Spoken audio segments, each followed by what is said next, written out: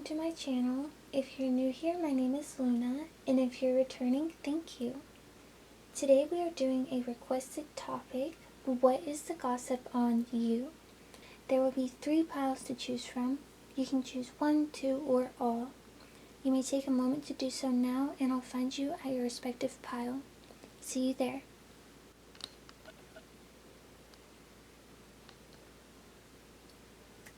Okay, I don't know if the camera captured that pile 1, but from my perspective, the lighting just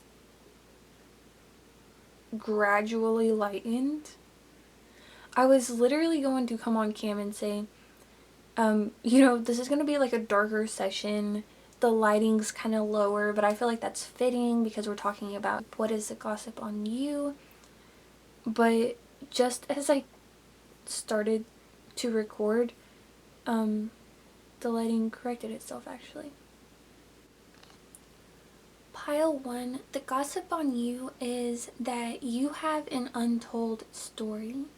You are like a limited collector's edition. And there's like if there's only one of you, but if you were a product, there would only be a numbered amount of you. I'm being reminded of like specialty cars where there's like only so many of them in the world. But there's only one of you. Pile 1, the gossip on you is that you are pouring all of your cups into like you've poured all your cups into like one thing, or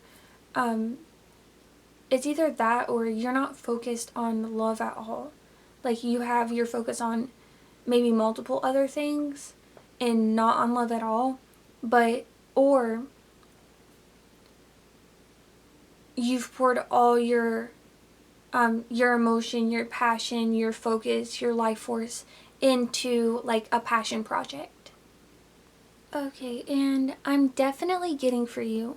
Okay, let me see where I do want to set that kind of like right there, I guess. Yeah. I'm getting for you, pile 1, an energy of divine feminine, and you can be male or female. Everybody has feminine and masculine energies within them.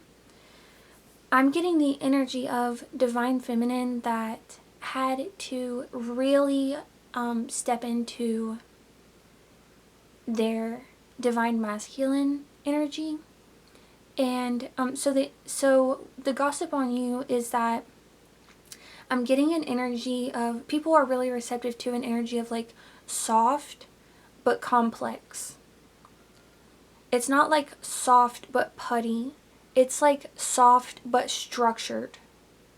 Soft, and there's an underlying sternness.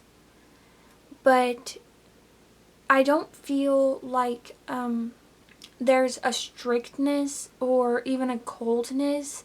I feel like you've had to protect your like femininity. So that's what the stern, structured energy is about.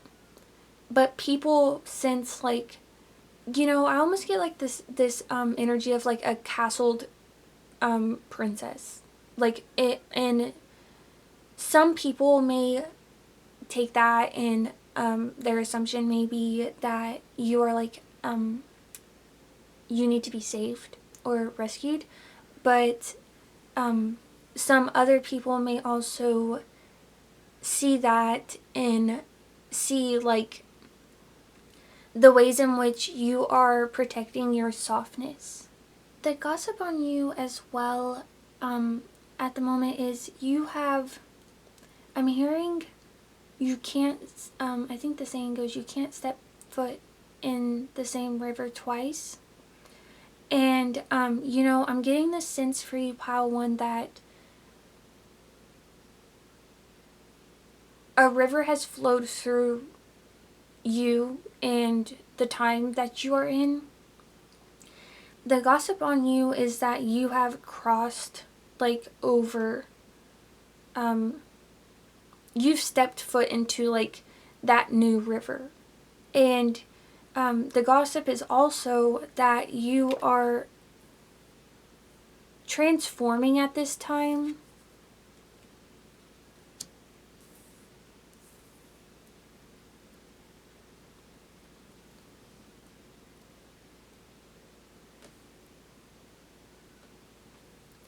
The transformation is very deep and undeniable. And people see that you have built up a lot and you're leaving all of that nearly behind, it seems. It's like the only thing that you're taking with you is your courage, your sense of self. And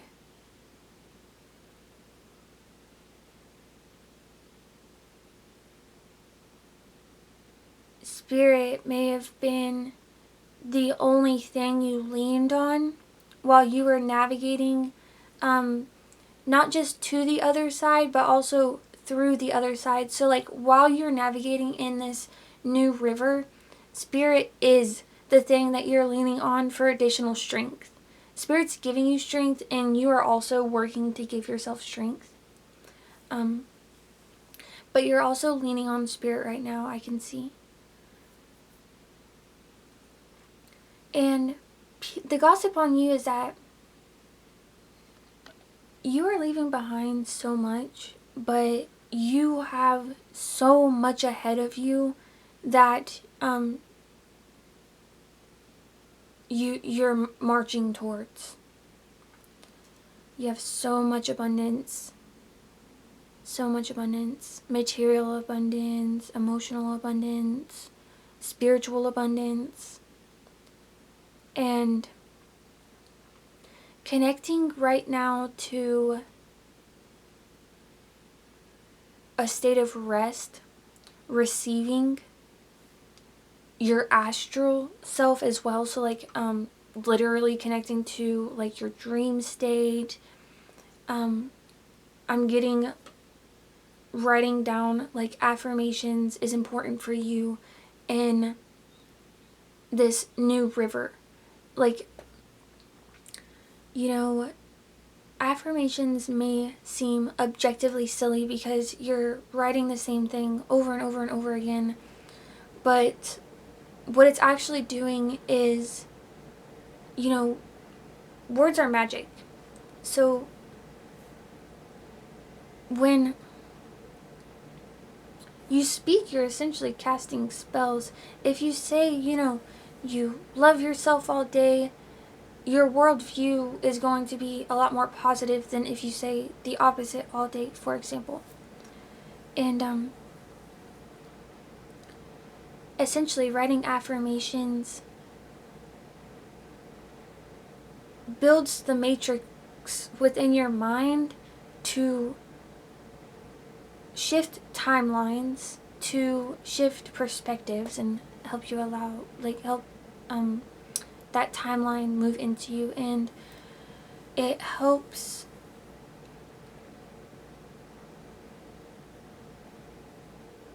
I lost my train of thought there. But it just it helps you to construct that new reality. Oh, it helps you you know, continue to take new steps in that river. Okay? It continues to construct the river as a matrix as you are stepping into it. And it's really important right now. You know, you don't have to so much get involved in a ritual if that sounds too demanding for you right now, because as I said, for you, pile one, rest, receptivity, these are your, I listed off a couple more qualities earlier, but these qualities here are like your MO right now, okay? Oh, in your dream state, and like connecting to your astral self, and like you're getting heavy downloads in your astral self, and you're doing a lot of integration right now. Pile one. That is without a doubt for certain. So the rest, and that will help you heal, that will help you receive, that will help you achieve like a state of equilibrium. And also make sure you're taking care of self and doing acts of self-care, self-love. That will help you get into the space of receptivity. Help heal too, because as we talked about earlier, Pile 1, you had to guard your femininity at one point. Okay, Pile 1, oh my gosh, I just got a huge download. I hope I can get all this out to you, but so the gossip on you is that you are leaving behind a like a celebratory or happy family dynamic. And I heard picture perfect, and it might actually be a family dynamic like on this card where it's 2 boys and 2 girls, and you're purging this is actually what you're leaving behind. And the gossip on you is this happy family picture perfect dynamic, family dynamic that you're leaving behind is the reason that you are choosing to pour all your cups into this passion project rather than like relational dynamics right now. And also I'm hearing, I heard earlier, I think this is the last thing I had to tell you guys on this download, but in relation to the picture perfect part of that download, I was hearing like everything looks perfect from the outside, but I was coming back again in my mind's eye to that untold story dynamic from the very beginning. It's like if you look at the photo, everybody is smiling, but there's like a story to be told, which is why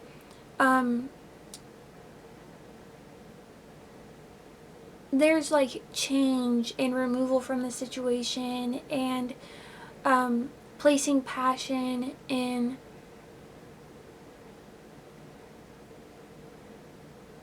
cups that only flow into the direction of self rather than in a direction onto another.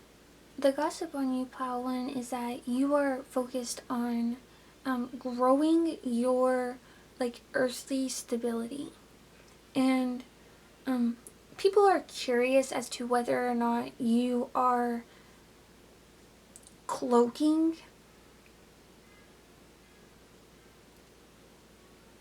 bloodshed and like sickness. Like I'm hearing like debilitating loss, but it's quickly brushed off though, because they see you like working so you're nurturing yourself. These these curiosities about whether or not you're cloaking like the debilitating illness, as I was hearing it. And oh, that's interesting. I just got the image of an intestine. Hold on. I just got the image of like I'm sorry you guys, I don't know how else to describe this, but like a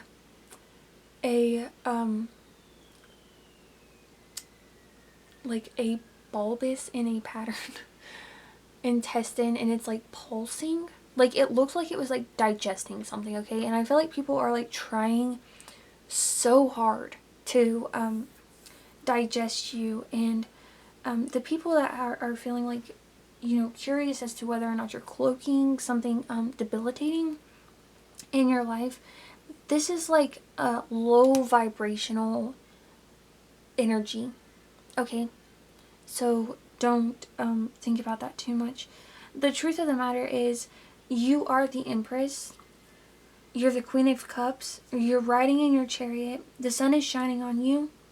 You do embody the Emperor energy as needed. And this time for you is about returning to innocence, nostalgia, your childhood, a sense of your sense of purity. And the truth is you're healing. You know, everybody has rough days and rough patches. Okay, even royalty, even your favorite celebrities.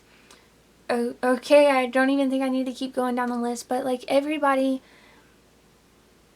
even people who seem so picturesque is what I'm getting at. Even people who seem like they are so picturesque, they have rough days. Okay, so don't be like, I had a rough time, I had a rough day, whether it was from you, life, someone else. You know, don't internalize those things if you are a pile one. You know, those low vibrational energies, they want to hold you back. And they're holding back already the people who, you know, commit to those thinking patterns in regards to you. So, don't join them.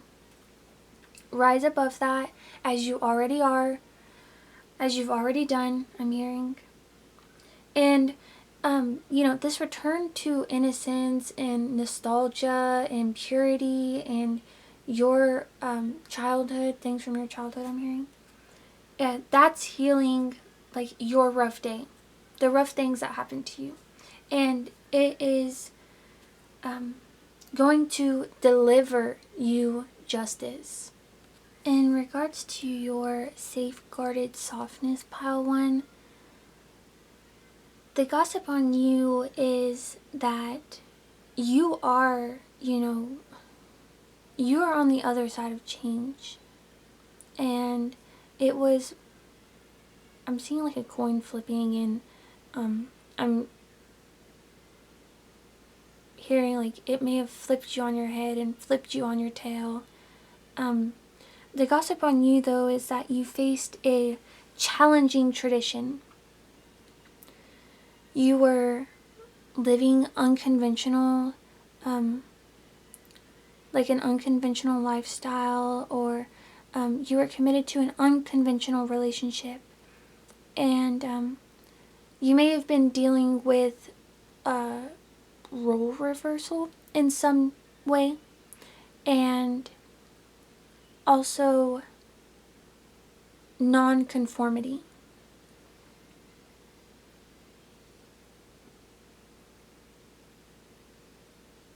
And you know, there's like a reversed element here. We have the Hierophant upside down. This card deals with Taurus and Venus, but here it's reversed.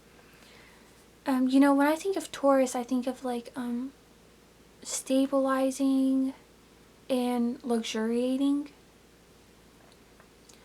So this, you know, that was in regards to, we were talking about, you know, I'm really being called to, I keep being called to the blue on this, and the red cape even now, and the sword as well. Like the red cape and the sword, I'm hearing Little Red Riding Hood.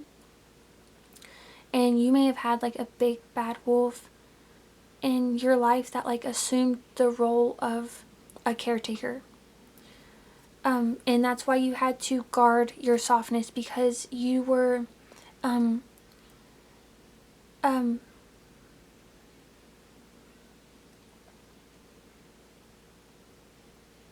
you were like really pure, and you know, you were in a stage where it seemed like you believed in fantasy. You know, I'm being called to this crown, and earlier when I was saying what I was being called to in this card, I also wanted to discuss the butterflies and the crescent moons here.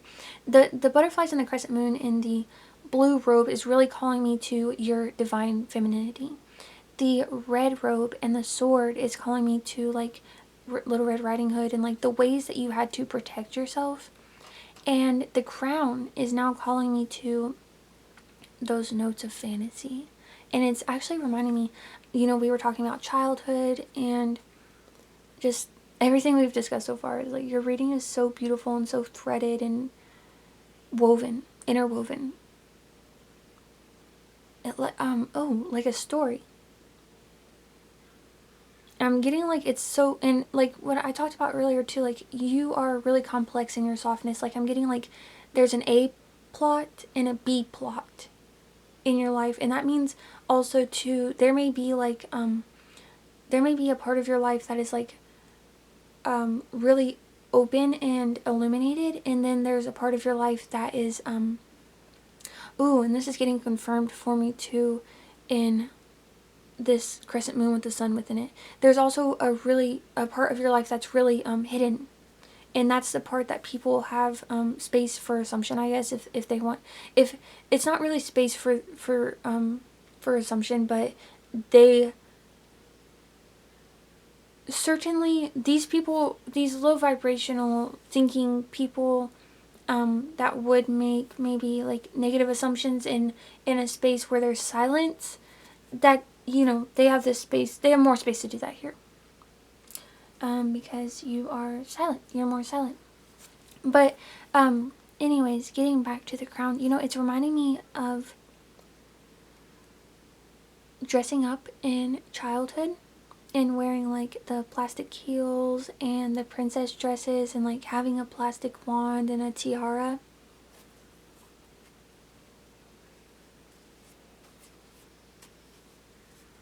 And you've really had to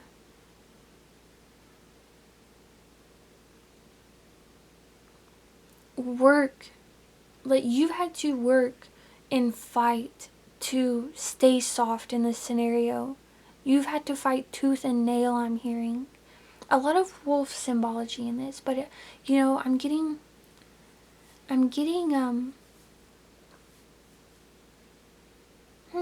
and I'm noticing now too, like the trees here, like in the, this looks like chimney smoke to me.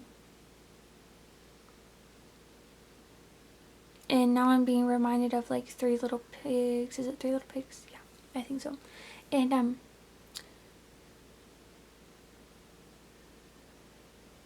is it Three Little Pigs? And now I'm like, is it? And I was also reminded of the bears, but then I was like, is it Three Little Pigs and Three Little Bears? Like, no. And I think the other one's Goldilocks. But now I've confused myself. And as I say that on my timer is 1404. 1404, fable not found. That's, oh, interesting, because we were talking about the untold story. You, you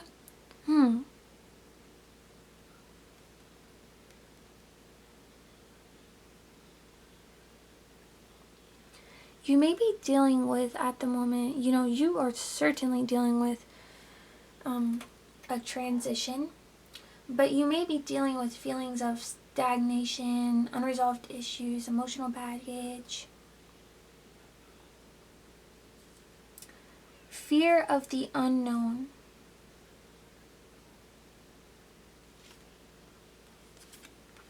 These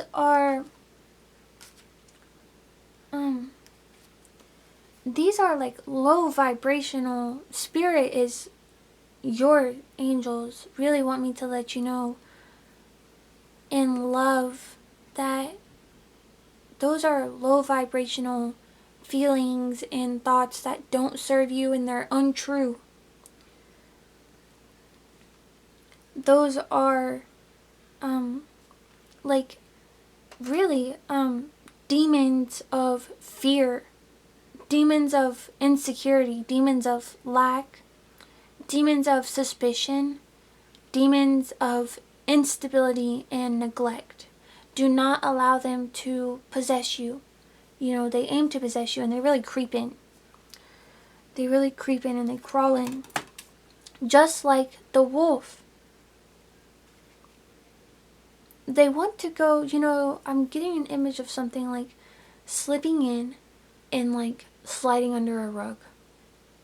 Okay, like it wants to be the dust that's swept under your rug, that you keep walking on, that you, yes, you notice it, but you, if you didn't put it there, you are at least allowing it to stay there. I'm getting, oh my gosh, cold chills right now, Pile 1. Down my legs. You are being called by Spirit. 11:40 on my timer as I say this, and 11 is all about new beginnings and self and taking action and following your initiative, and 4 is a number of stability.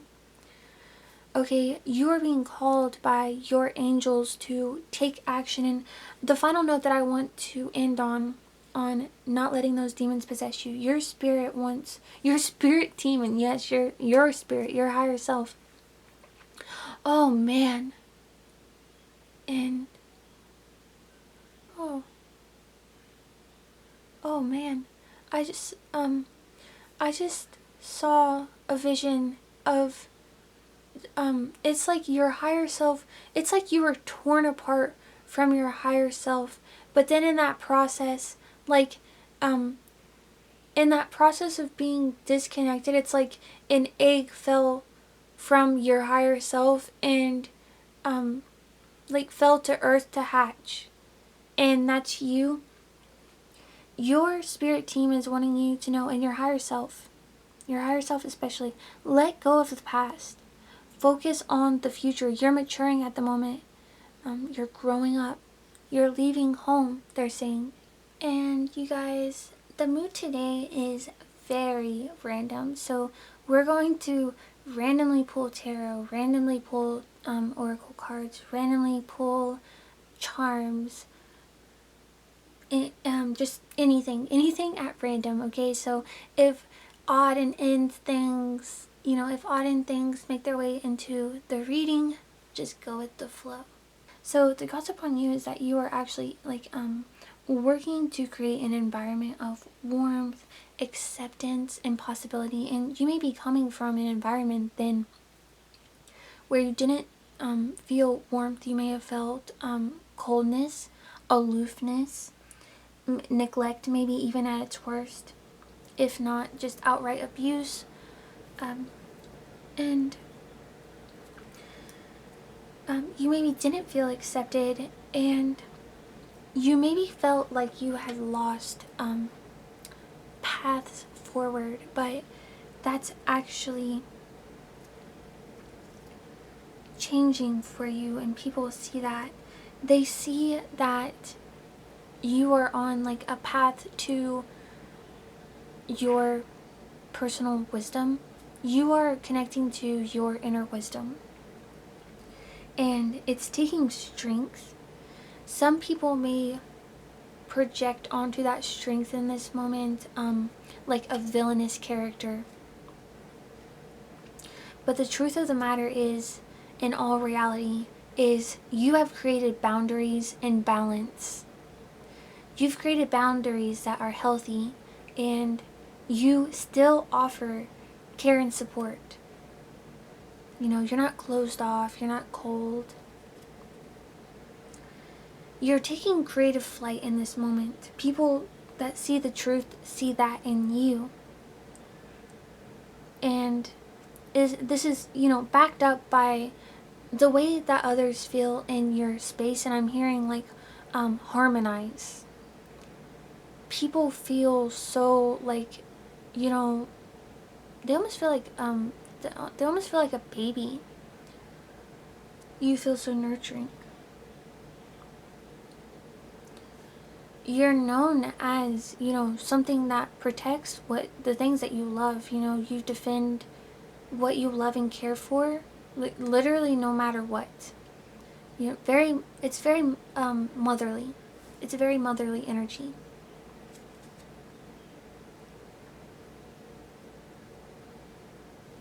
And in regards to that like soft strength, I'm getting Buttercup off the Powerpuff Girls.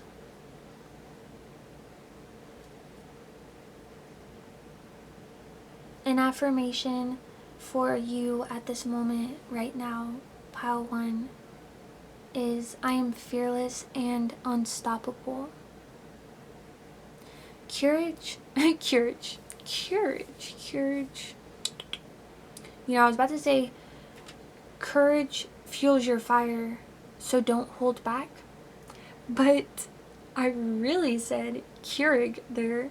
or I started to say it, you may, I,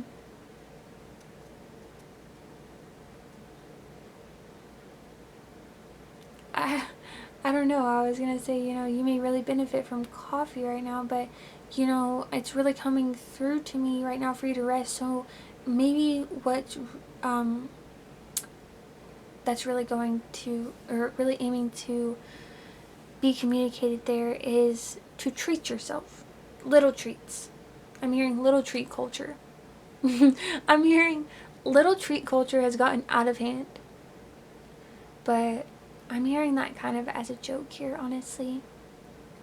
And that's honestly reminding me too of, ooh, wow, pile one. Oh my gosh, ooh, I'm getting a headache.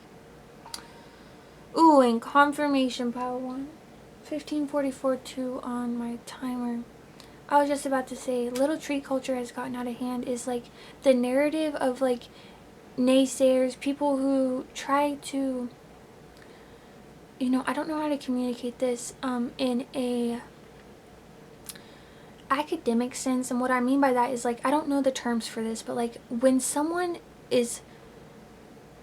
wishing a negative prophecy onto you, like when someone's like, you're gonna have this happen to you, when you tell them like your wishes or your hopes or your dreams, or when you're conversating with them, or even in an argument, if someone like wishes something negative onto you, I'm getting that when I hear the little treat culture has gotten out of hand, and I'm being called to, you know, again, the power of words. And, you know, you are going through an ascension at this time, Pile 1, if that hasn't been made clear to you. Okay, where you're leaving behind things that no longer, you know, resonate with you, and you are ascending and stepping into that new river. You're stepping into that higher path, that new river, that next timeline for you, that next chapter. And I'm getting, you know, chapter 1 was an old, and again, I'm kind of fumbling on my words there, like tripping up on my words, and I'm getting like Deer Lake imagery. 14:12 on my timer as I say that. And, oh, I lost my train of thought there. Oh, you know, words are magic. We discussed that earlier, and like, you know, you're leaving behind things that don't resonate with you, and your energy is very sensitive, and, especially to like negativity and stuff. That's why you're having to be so guarded and stuff, and, you're not just witnessing negativity, you're like, sensitive to it. You have potential to absorb it, you have potential to be affected by it. Everybody does, but you is even more so. You're extra sensitive to it. You have heightened receptivity to it, and that will increase too, like, if you can choose to continue down your path, and I see that you do. Okay, so I don't mean to, you know, I'm saying any timeline is possible is what I'm really saying there, but I do see you committing to this. You already are. Continue to trust yourself, Pile 1. And, yeah, so you're leaving behind or things that don't serve you, and one of those things may be self-deprecating humor. Okay, so jokes that you may have laughed at before, you don't laugh at now, because you are recognizing like the metaphysical powers to symbols and language, and therefore the words you use, speak, and think. So you've left behind things that don't resonate with you, including language, including, you know, aspects of comedy even. And I'm hearing too, just with that, it's not self-deprecating, it's more of like a, I would say like I don't know, like a negative joke, like a negative space joke. Like if this was an art piece, this joke is focusing on and commenting on and existing within the negative space aspect of it. To say little treat culture has gotten out of hand, you know, it's actually kind of like a toxic joke to make. You are in the space where like you're not just identifying that, but like you're not laughing at that because you're not like, you know, that's not magic you're gonna do on yourself, essentially. Spirit is wanting you to know, you know, you have found, are connected to, and can always remain connected to your endless positivity, your optimism, your resilience, your joy, and your childlike wonder. The character that's coming to mind is SpongeBob. And your spirit team and your higher self wants you to know strength is kindness. There is strength in kindness. And don't change, I'm hearing. I'm also getting for your pile 1 coming back to the energy of resting, receptivity. We have Patrick Star making an appearance in your reading. The keywords on his card are simplicity, relaxation, friendship, laid back attitude, and I'm getting an image in my mind's eye of bubble bath. Okay, really luxuriate in self-care and self-love, pile 1. And the quote on this card is relaxation master. Patrick can find peace and humor in any situation, teaching us to chill when things get too hectic. This time for you, pile 1, has really been, you know, we had a whole stack come out of that deck, and the top 2 cards, and many of the cards that came from that deck were for from the cartoon Foster's Home for Imaginary Friends. And I'm taking notice too how the first deck out of the ones that I've personally like created is my deck of childhood cartoons. And the top 2 cards out of the ones that came out for you, pile 1, were Foster's Home and Madame Foster. And it's making me think, you know, and they're blue. You know, this has been about a journey of coming home to self, mothering self, remothering self, I'm hearing. And I'm getting the image of like a swan. And 1904 on my timer as I say that. And guys, if you're wondering, because I've been like recording in sections, if I've said like smaller numbers before and I'm saying larger numbers now, I'm recording and I'm like stopping the camera for ease of editing on my end so I can get messages out quicker to you guys. So don't worry about the I can't think of the word, the like dissonance there. I almost forgot what I was going to say though. But anyways, you are on the precipice, you know. Spirit is wanting you to know, like, you are in the new beginnings of a foundation for yourself. Pile 1, you may be trying like familiar things or old things in a new way to see how they stick, how they land, how they work. And we have in this next section the gossip on you. In this time it's taking you to grow, you know, and we said you are in a receptive energy. You are in a quiet space, really, a space of stillness. The gossip on you is that for some, that you aren't growing, that you are, you know, facing an unpeaceful time. And maybe just ugly circumstances. The gossip is that maybe you aren't being cared for or you aren't taking care, and that you aren't in your life cultivating like your version of true beauty.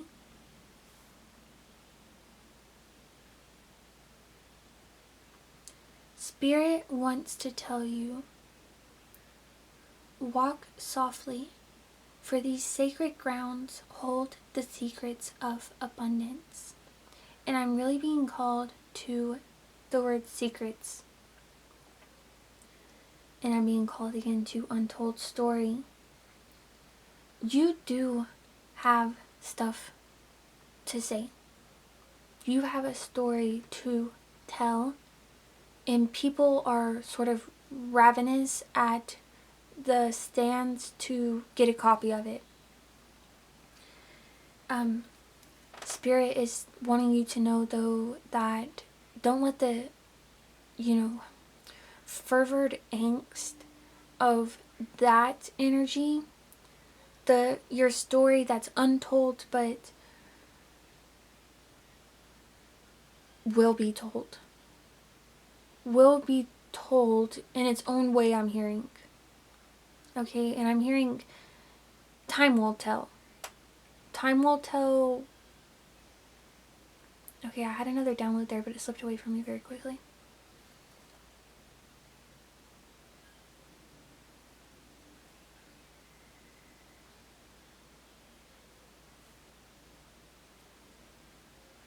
All things flourish in their time. 1711 on my timer as I say that. I'm just hearing too, like, this scenario, pile one, and I'm getting cold. Like, I want to wrap up entirely in a blanket now. Like, I don't have cold chills, but like the air around me just got really cold. I'm hearing the situation made you the ice princess or the snow princess. Like, you retained your softness. But you know how to navigate the winter. And I'm hearing you know how to navigate the winter woods now. And it's like I'm getting the image of a baby like in a basket that's being dropped off somewhere. It's almost like the energy of you before was the baby in the basket being dropped off. And when that happened, I'm oh my gosh. Oh man. I'm just hearing like the baby crying. It's making me really emotional, honestly, because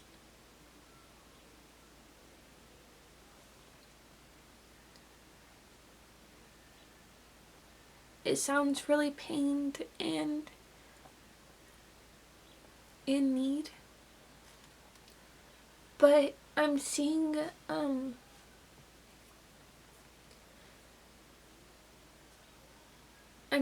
after that, like, almost I'm seeing more like an Aurora figure where with like a cloth cape on after. It's like she's not really dressed for winter, but she's walking through snow, and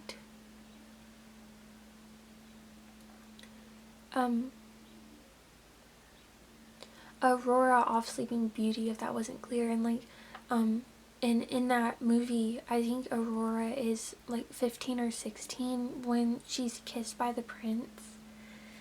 So she's still a child, and that's reminding me, it's like you may not be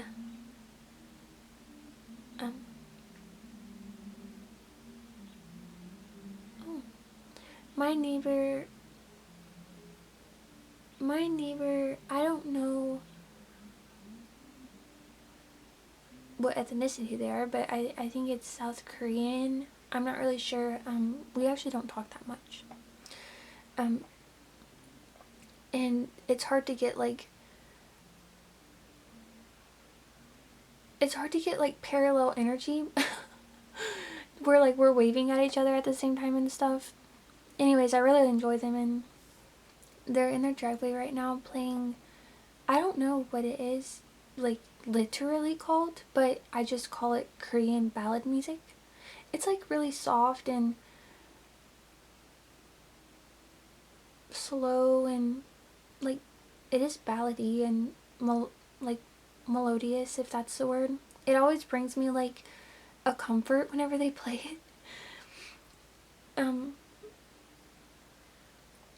I just laugh because I live in a neighborhood of like mostly retirees, honestly, or like not mostly like as in 90, but like you know, it's tipping over the halfway point of retirees, and maybe people might complain about the loud music because it's loud, but it brings me comfort. And that's just reminding me, Pile One, like, you know, children don't get grumpy at your, you know, I think you know where I was going with that. You're remembering how to connect with, like, the folly of life, and, like, things that, simple things that bring you joy, that things, people that don't connect with that joy still might get irritated by. But you find the magic in life still. And I'm just taking notice here too. Let's see if I can get him to focus.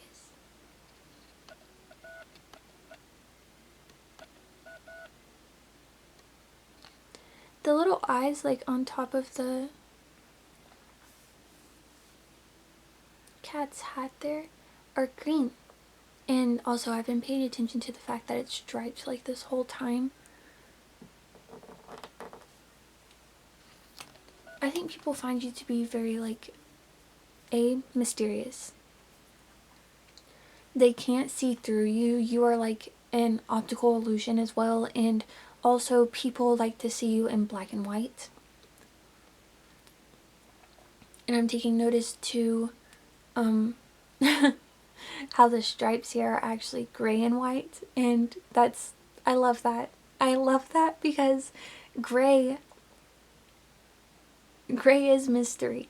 I mean, black is mystery, but black is, you can assume outright negativity onto black. It's darkness, and, you know, scary things happen in the darkness, and you know, you can easily make assumptions about just outright the color black. That is like, it's scary or it's negative.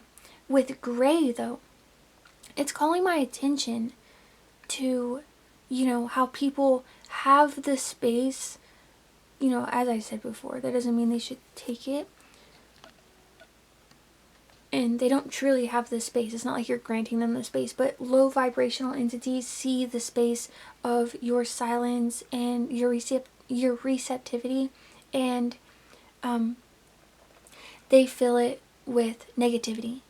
But really it's just mystery. And that's why I really appreciate the white and gray stripes over the white and black. People do see you in white and black, and but it's a projection. The black is actually a projection onto what is actually just mystery and unanswered questions.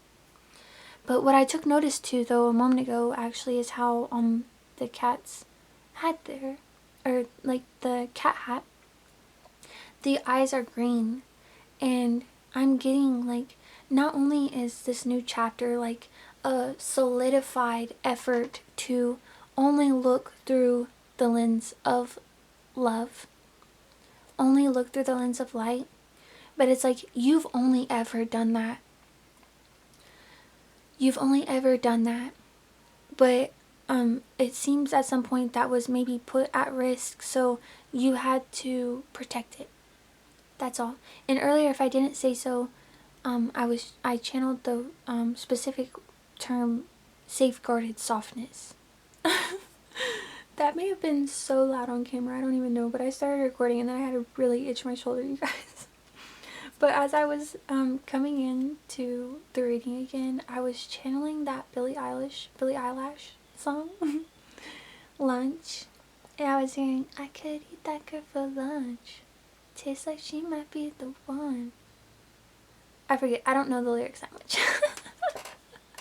But, you know, the what was coming to me out of that is obviously a lustful energy, but also like a hidden in plain sight energy. A lustful energy that's hidden in plain sight. The gossip on you is that someone has a lustful energy towards you that is hidden in plain sight. This person that has that lustful energy towards you might actually listen to that song. So the gossip on you, Pile One, is that you are on like a sacred pause.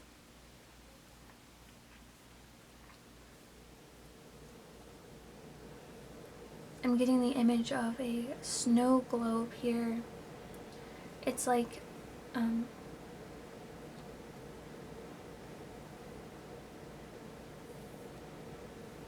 intentional magic, intentional containment, intentional perspective, intentional enchantment.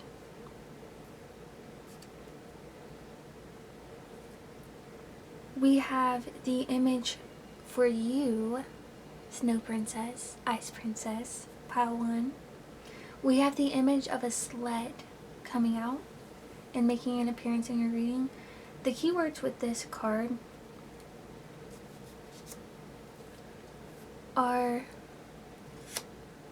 joy, momentum, letting go. And I'm literally getting the image of like a bobsled going down a snowy hill fast.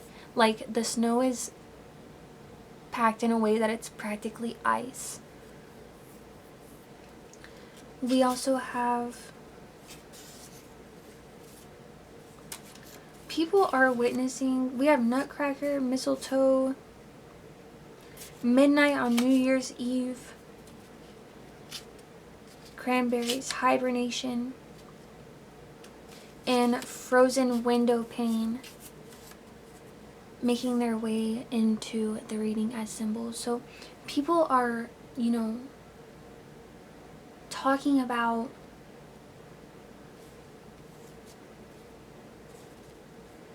the connection that you've developed with self and with spirit. It's really allowed you to connect with an energy of renewal. It's allowed you to cleanse, cleanse your cups, I'm hearing. And I'm getting the image of like a golden goblet with like a laurel wreath with cranberries around the rim of it. Like a live wreath. And drinking something like past all the foliage. And like letting all of that wash into you. Cranberries represent vitality, cleansing, festive energy, and laurel wreaths represent like victory. So these are things that you're consuming the taste of, the energy of, you are embodying, you're consuming and becoming. People see that you are doing inner work at this time, that you're resting, you're hibernating.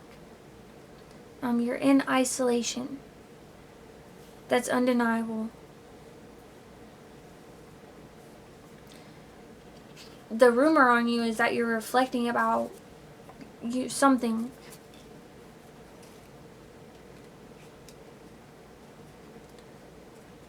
It seems like, people want to believe that you're living. I'm getting the image of like in a high vibrational way. Okay, so I don't even want to condone like going and committing to some sort of lifestyle here, but I'm just saying I'm getting the image of like the way when we imagine as children like what like celebrating at clubs would be like. It's a much more low vibrational experience than what was imagined as children, and it's because as children we're high vibrational beings, so you imagine and create high vibrational fantasies. For the most part, for the majority of children who exist inherently as high vibrational beings. And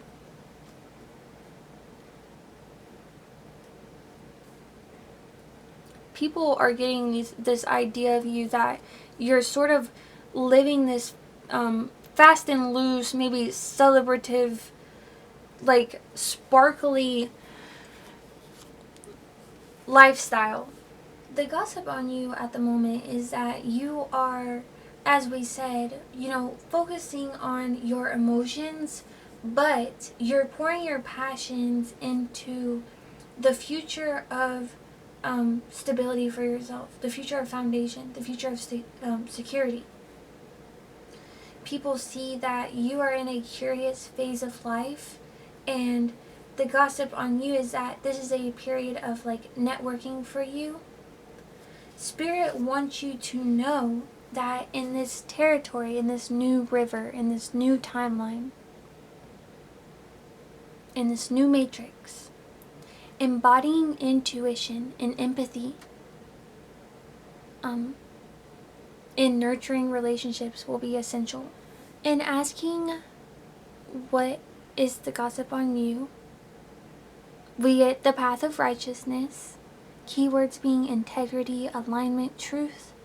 This card reads, walk the path of righteousness, where integrity guides your every step. Truth is your compass. I'm realizing too, I think this is the reason, the gossip on you is that your integrity, your sense of righteousness, and some people, I'm hearing, those people that do the negative space magic on you, that you no longer, you won't laugh at that, you won't align with that, you don't anything with it. I'm hearing those figures, they're low vibrational, so don't internalize it, but I am sharing with you because we're here. Those figures might call you righteous, that you're on some sort of high road, but truth is your compass, and integrity guides your path. Righteousness is where you're at, but you are in alignment with divine truth. You're in alignment with the highest good of not just yourself, but all. Your truth is the collective truth. You don't have a truth that's personal to you. And you're not aiming to manipulate any false into reality, any falsehoods. You only ally with, I'm just hearing, bare necessities. Is it like the simple bare necessities? I think it's a song off the Jungle Book. But you stick to the bare facts. I'm hearing too, those figures that are low vibrational and do negative space magic.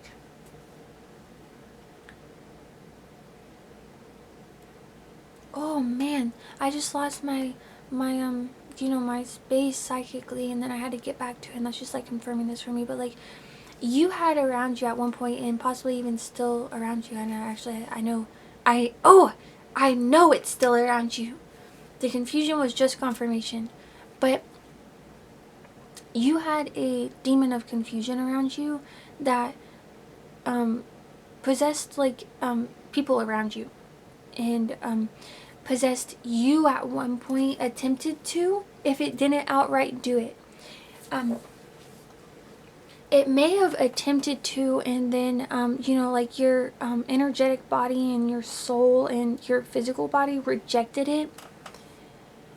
It was like thrown to the floor, I'm hearing, and like, its legs were like,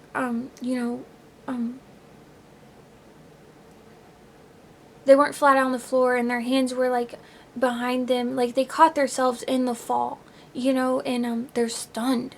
They're stunned that they didn't assume.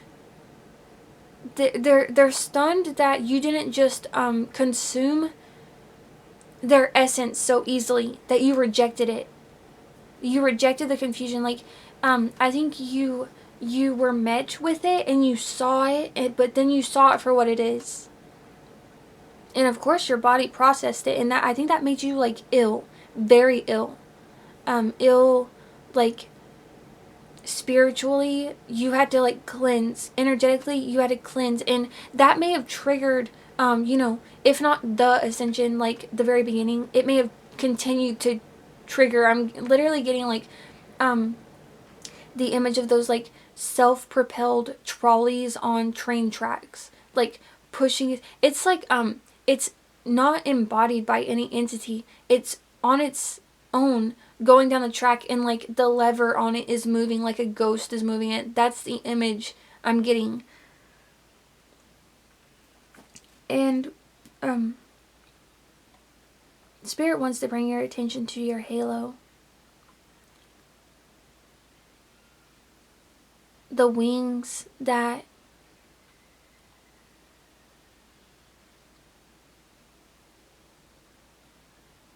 the world, I'm hearing the wings you hold that the world dirtied up and you washed off.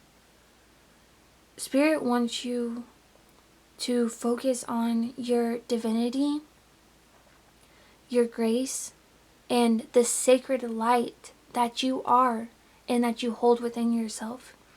You are surrounded by a divine light that inspires and protects. Step confidently into your sacred purpose. People may be irritated, like, or agitated, or I'm getting even tickled by the black spots in your story, or like your identity from their perspective, like the missing holes or the black holes, the black spots. And I'm hearing the sunspots. They may be tirelessly agitated, and I think it creates obsession. It creates obsession a lot of times for these low vibrational entities, especially because you inspire high vibrational entities and you create obsession in low vibrational entities. Because see, anytime I get into their energy, they create confusion, and they mystify so that they aim to create confusion about what they want, why they're in your presence. They're in your presence because they are assuming your embodiment. They're filling space within you, taking up space within you, and vacuuming out and utilizing energy that belongs to you. That's why. And I don't want to, this is all in the aim of educating you on the energies around you and within you and everything, and it's done in the name of love and light. So don't, as we talked about earlier, don't take this information and become fearful or anything. Become objective with it, okay? But I just wanted to let you know that I did have confirmation that there is a person near you or something within your life that is possessed by a demon of something. And when I said possessed, I got confirmation that you would have had in your mind's eye message of who that was. And Spirit wants you to know that is correct. I just want to say too, and it's interesting because this time it didn't happen, and this time I am bringing it to light. But I wanted to bring to your attention how when I'm looking through my camera viewfinder, when it's not recording, it looks like this. But then when I go to record, it'll go darker. And, it's making me think like, it's almost like people see or feel like there's aspects of you that are in the dark. And let me tell you this now, you don't have to disclose everything about yourself to anyone. You don't have to tell anyone anything about yourself. And so don't think anybody is, you owe anybody anything, okay? And 1919 on my timer as I say that, and I think you are stepping into this ownership of self, ownership of your story, okay? These people, they feel deserving. They feel, but that's the entitlement of a demon, okay? You are a creative, compassionate child of the universe with an imaginative nature. God wants you to know that, okay? Like, some people may take offense to that, but God, if you know what I mean, you know what I mean, okay? I'm just gonna say that. I'm not even gonna give in to explaining myself. If you resonate with that, you resonate with that. Also, I think those, like, I don't want to say those closest to you, but like those inherently closest to you, that's what I'm picking up on. Like family members. Those who are closest to you by nature, not necessarily by nurture. Okay, like they may or may not have nurtured you, but they are your family, so you may be by nature around them. I'm getting, those figures that you are naturally attached to, so biological family, for example, and that's mostly what's coming through, they really try to figure out your story. They try to understand, like, what your story is.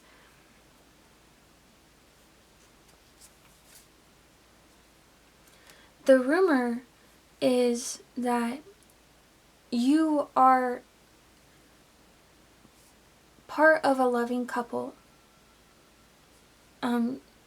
The rumor is that in this loving couple, okay, it's a deep and supporting relationship, and this may actually be the relationship of the past that you've, is the old river. You're known to others as the joyful child, especially within this family. A young relative who brings light, happiness, and positivity to the family. The sun card is coming out for you. And we also have oh man, my voice kind of quieted there and got, like, stopped short. The restricted relative, Eight of Swords, a family member feeling trapped or limited in their situation is the gossip on you within this family unit. But the underlying energy that everybody is picking up on, and we have 1801 on my timer as I say that, and I mean, you are maturing, you're changing, you're resilient, you're weaving your web, and you're doing it all for you. That's the gossip. The gossip is that you are facing new opportunity. This is your Ace of Pentacles. Within this family, the underlying energy is realize that you are someone who is presenting new financial or material possibilities to yourself. I just heard too, I kept hearing it too, like I feel like this is someone's mantra, and I'm getting the image of, oh man, this may be a younger sibling that looks up to you, or just someone that looks up to you, but I was getting the image of cars, and specifically Lightning McQueen, and I was hearing Route 66, and it was kind of in like a sing-song way. I think it was a song, but I don't know. And this person wishes that they could be like you. I'm hearing, I wish I could do it like them. I wish I could do it just like them. This person may, take inspiration from like the jewelry you wear, or like I'm getting the image of like a butterfly jewelry, like earring stand, like a metal one where you like poke the earrings through. I'm getting the energy of like very young children that are witnessing older children or older siblings, older cousins, older relatives, and like pop stars and celebrities and like actors and their favorite like children's sitcoms, like looking at specifically older siblings though and older relatives. That's what I was really getting though, but just anything that inspires you as a child. That's the energy I'm getting from this person about you and your possessions, your energy, like the way you move, not just through life, like also like literally the way you move. This person like watched the intricacies of you, like, studied you really, and I'm getting the image of like, I'm hearing, draw me like one of your French girls, and what I'm getting about that though is like how artist, and I'm getting this movie, but I forget what it's called, and it's like this young man I think it's like a movie from the UK, and it's like a young man, and he's an artist, and in the very beginning of the movie he's like going through a breakup, and he's like I think he draws, and there's like throughout the movie he's like he works in a supermarket with like these this group of friends that they're kind of like they do like tomfoolery, you know, but he's like the protagonist is like really serious and artistic and contemplative, and throughout the movie he like freeze frames scenes, and so that he can like study them, and oftentimes they're scenes of women, and in one scene in the supermarket he like freeze frames the scene, and then I think he does it, I can't remember though, it's been like a couple of years since I've watched it, but he like undresses the women while they're in stillness. And I'm getting that movie, and it's almost like you have people that have both innocently and uninnocently you know, studied you, and they almost wish they could talk, like, you've had people wish that they could pause time so that they could do with, you know, manipulate you in the ways that they please. I'm getting 1616 and 1613 on my timer as I say that. Like, you make people wish they had superpowers so that they could interact with you more easily. Spirit wants to tell you, Padawan, to connect to your breath, to connect to self, and to connect to source. Okay, because right now, you are breathing in the breath of life, and you're connecting to the source of existence. You have that well within you. You're facing liberation, release, purification, and that is being rumored about. People understand that you're working to ground yourself, that you've faced the end of a cycle and are facing the beginning of a new one. You know, people see unity within your life, but they also witness duality. You hold within you a vision, and that vision is clear and insightful, and you know, you don't have to make visible to all what that vision is. It's something that rings true to you, I'm hearing. I'm getting the image of like a bell that you like ring, like you pull this string and it like rings the bell, and it looks like the Liberty Bell, and it's silent though, but you ring it out and it like reverberates into the universe. It like sends shock waves out, I'm hearing, and it ripples. Change, like effects of change.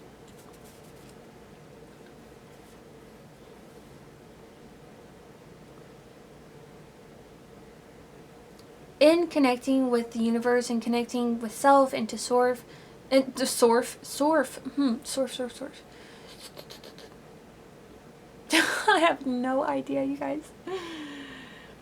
You are being handed down, you know, like from guru to disciple, you know, from the universe to you. Sacred knowledge.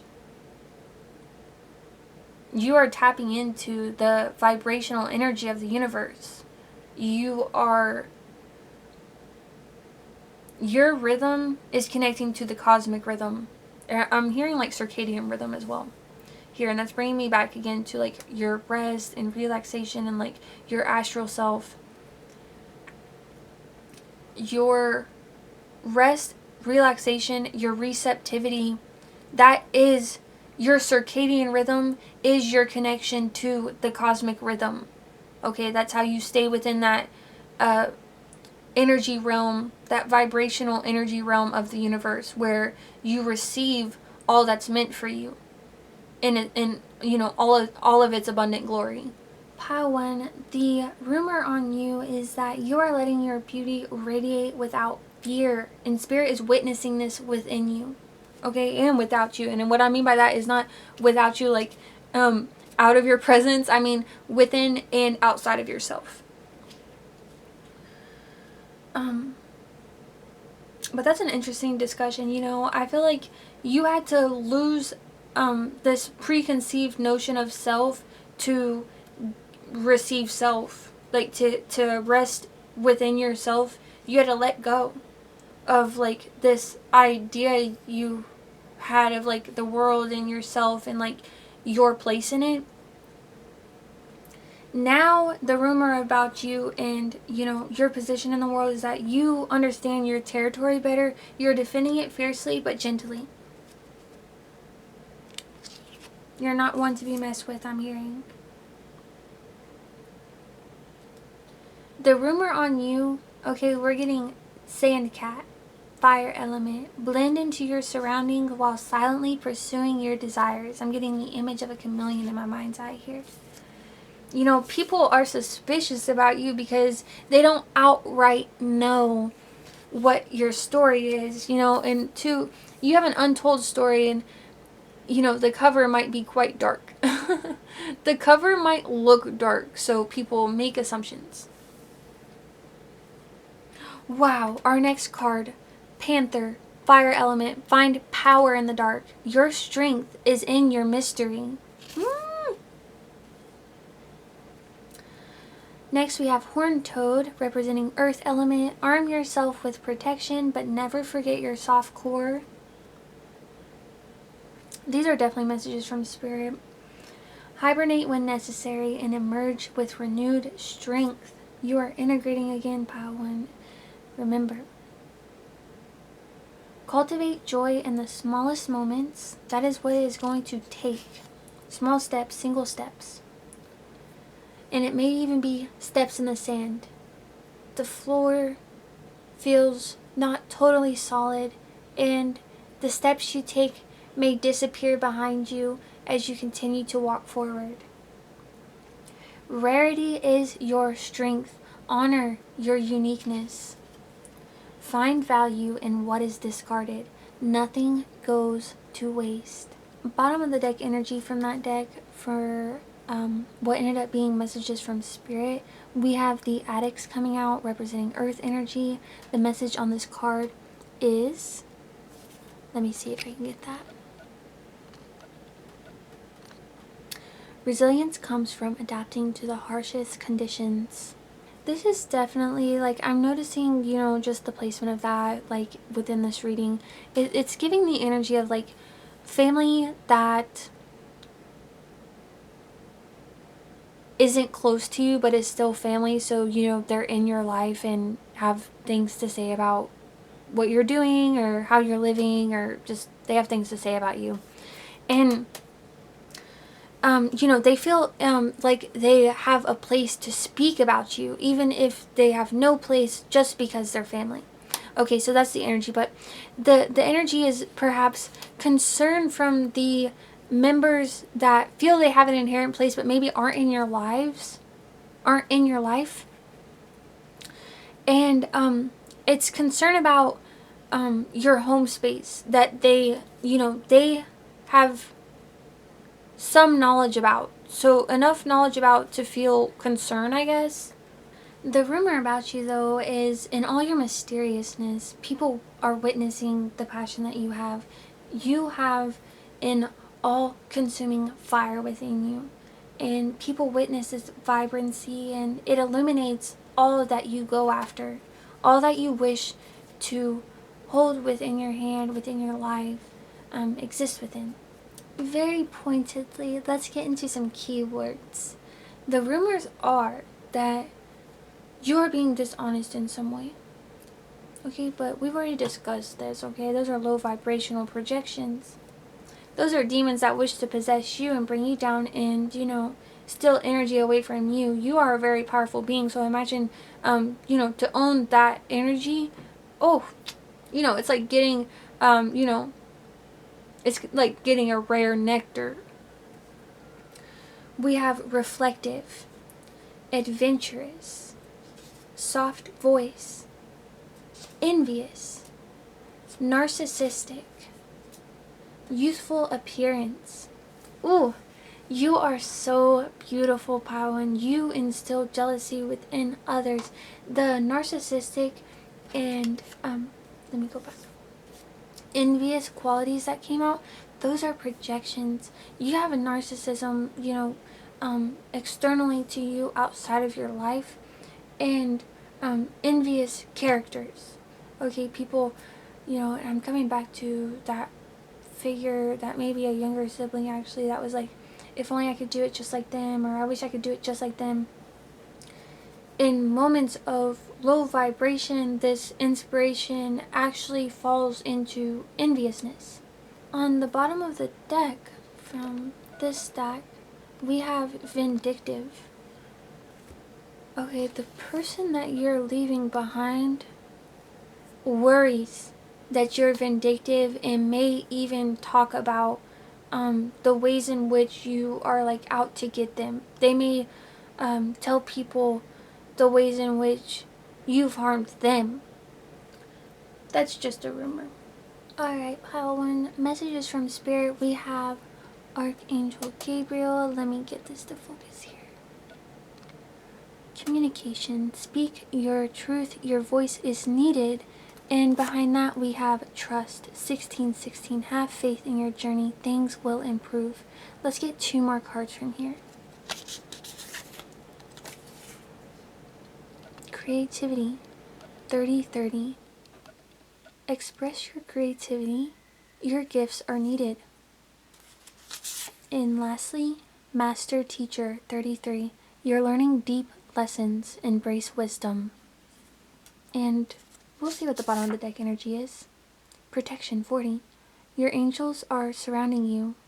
You are safe.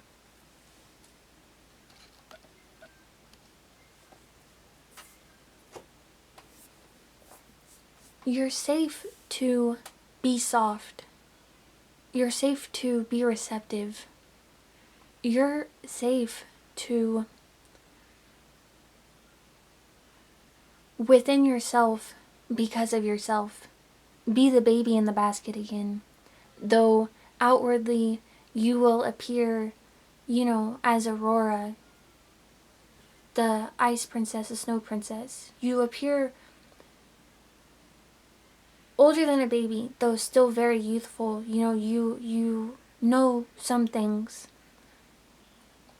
A baby knows nothing and can't do anything for itself, and you aren't in that position, though the energy of yourself is pure, childlike, innocent, fresh as a baby, new as a baby, innocent as a baby.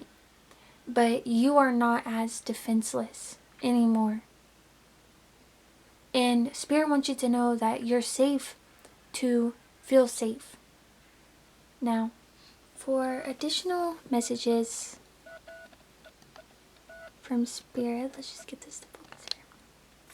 We have church, temple, shaping beliefs, seeking spiritual connection and guidance, a place for reflection and inner peace, sacred space for healing and prayer, community, and shared beliefs. So you're going on a spiritual journey.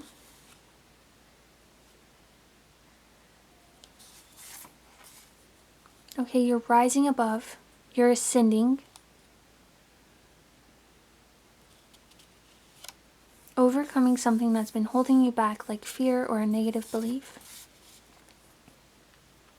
We have not.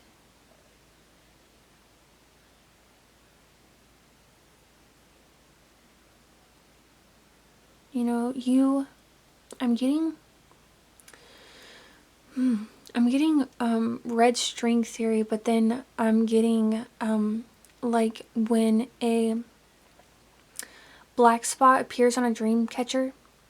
And when I was really young, my mother used to tell me that when a black spot appears on a dream catcher, it's because it caught a bad dream. And I'm almost getting like, you are knotted by fate to like a bad dream.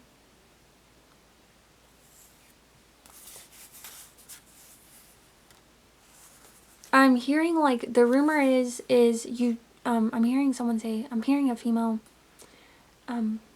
it's coming through as an aunt. I'm hearing it someone say they just couldn't help it. Like it wasn't their fault.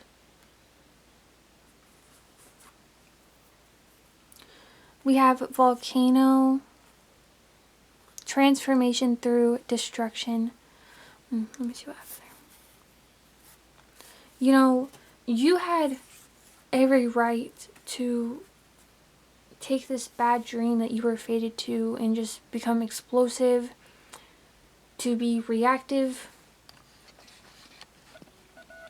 Instead, you found sanctuary within yourself. You found sacred space within yourself. And you found love within yourself. And oh my gosh, my heart is literally just overflowing at this and I want to cry. But you found the divinity within yourself. I'm hearing for the first time. Truly, for the first time. You were living it before, but you saw it for the first time. Alright, we have... Oh wow, my voice was lost there again whenever I came in to this part of the reading. I feel like when my voice was lost earlier too, it was like I was talking about, I think an inner child you, or like a child version of you, so like a past version of you. But, you know, as far as like the physical goes, because the inner child is still within you. You know, child you is within you. But we have messages from Spirit for your inner child, okay? Grasshopper, leap of faith, trust the universe trust the universe and make bold moves without fear.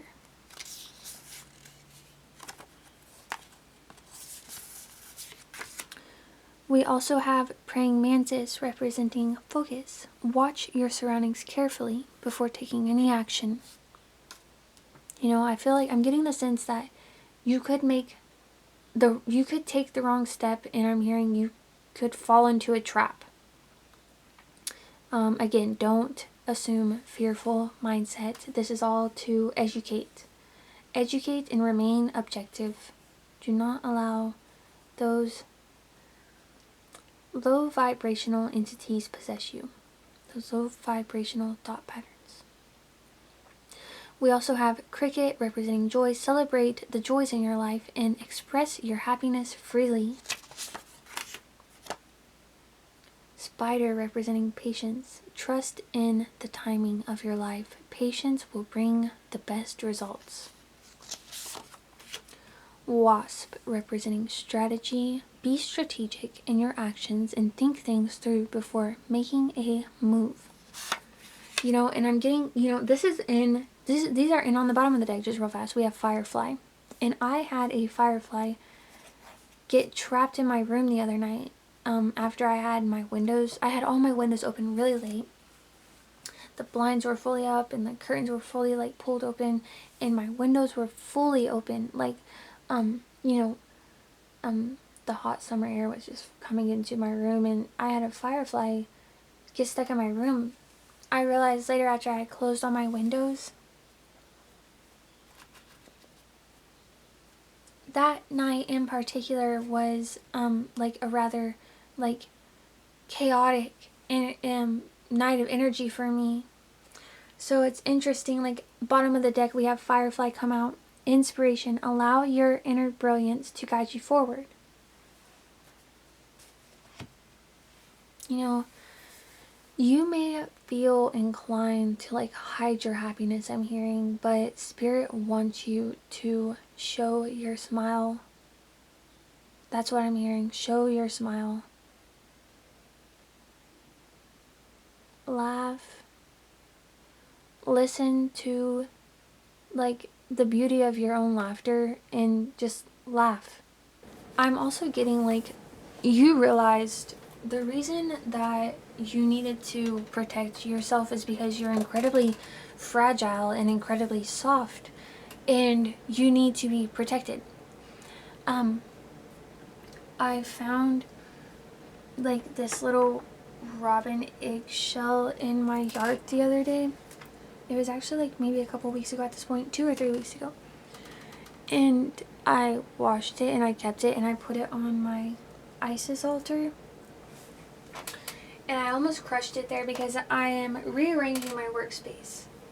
And I almost moved a deck of cards on top of it and crushed it. And it's like, you know, the world doesn't necessarily have the capacity to recognize your need for like fragility. And when it does have the capacity to do so, it may not always have the best of intentions. So you recognize with time that you need to protect yourself essentially, and you can't rely on like entities outside of yourself to protect your softness. That's what you're realizing. So I want to get some just messages here from a couple of my unicorn decks. We have 2 unicorn decks here, and then I have let me show you the artwork on the cover. We have this deck here. I'm being really called to this deck in regards to you know, you being rumored to be sort of a reclusive figure and misunderstood because of your nature. So we'll pull from that deck a bit more for that. And yeah, continue on with reading. So the rumor, pile 1, is, you know, it's time to face an ending. You know, I'm getting, we have like autumn leaves here on this unicorn. You know, it's change. We also have, we'll go through the imagery of these together just in case they speak to you. We have creativity, direction,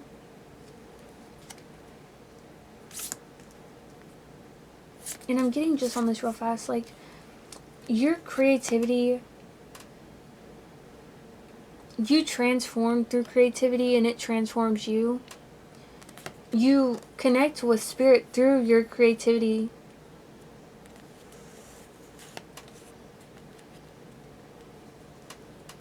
And like you express yourself better through creativity, and like the more you connect with spirit, like it's very integrated, interwoven. Like your story is very interwoven. Like you know, even though it feels plot A, plot B, and like there's chunks of your life that are so disconnected and from one another, like it feels discombobulated is what I'm hearing. It's all will come together in the end, and like I said, it's a very complex narrative. You know, I'm hearing like Shutter Island and is it Inception? You know, there's many layers to it, and you're not gonna, you may know there's a twist, okay, but you are not gonna guess what it is. We have hope and harmony. And let me go back to that last one in case it wasn't on there too well.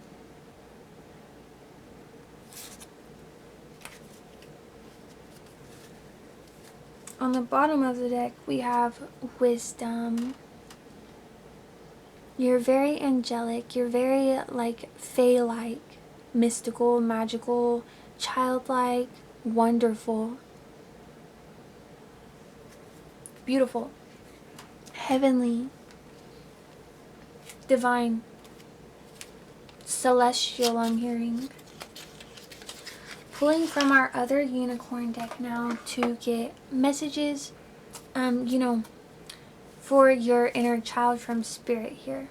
So, you know, you're going through a period right now of like, I'm hearing still building, and it's like still building, like still continuous, but it's also still like as in not in motion, you know, and that's coming back to like the receptive energy and stuff. But you know, you are balanced, and you also, if you aren't already, and I feel like you are being called to this and have been, but if you aren't you know, listening to yourself about this call, do practices that help you keep your mental like equanimity, your mental balance, you know. So that's like yoga, breathing, journaling, just things like that. It could be like snacking on your favorite foods and watching a movie, you know, like taking time for yourself, taking a hike, taking a walk. You know, you're looking to the horizon. You're wishful, you know, thinking about the time that you're gonna be stable, and that time is coming to you. Okay, and when it does, you're on the bridge right now, but you're crossing to a time where you're going to be able to stand on your own 2 feet. And you know, all you need to do is let your intuition lead you, and keep listening to your intuition. And I'm hearing it hasn't let you down yet, has it? I literally do not think it's any coincidence that I was so called to this deck for answering, you know, getting more insight into those that fill silence with, you know, the gossip for you pile one. It's no coincidence that the image that pulled me to the deck is the card that flies out for you. People think, you know, I'm also noticing you hold your cards close to your chest. People think that. Okay, that's the rumor about you. And the rumor about you also is that you are very, like, you are, how do I put this? You know, it's not a rumor so much as it's like widely understood. You are like very powerful in a primordial way. Like, people sense it and can't deny it. And people that try to deny it kind of look a little crazy, and people won't argue. You know, they can't argue about the power that you possess.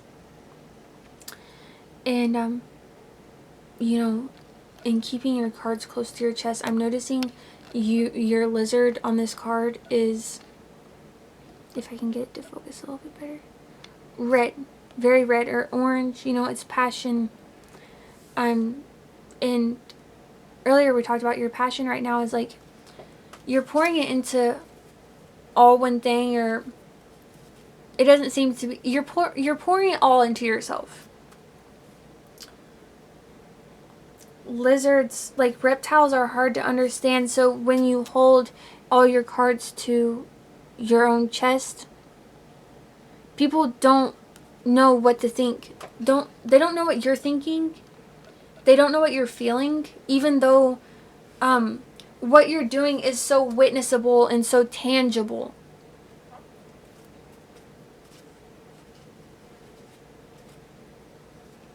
They feel like beside themselves, and I'm hearing like upside down, and from desperation, and that they want a piece of you so bad. And you know, meanwhile, you don't really. Let me show you the image on this card.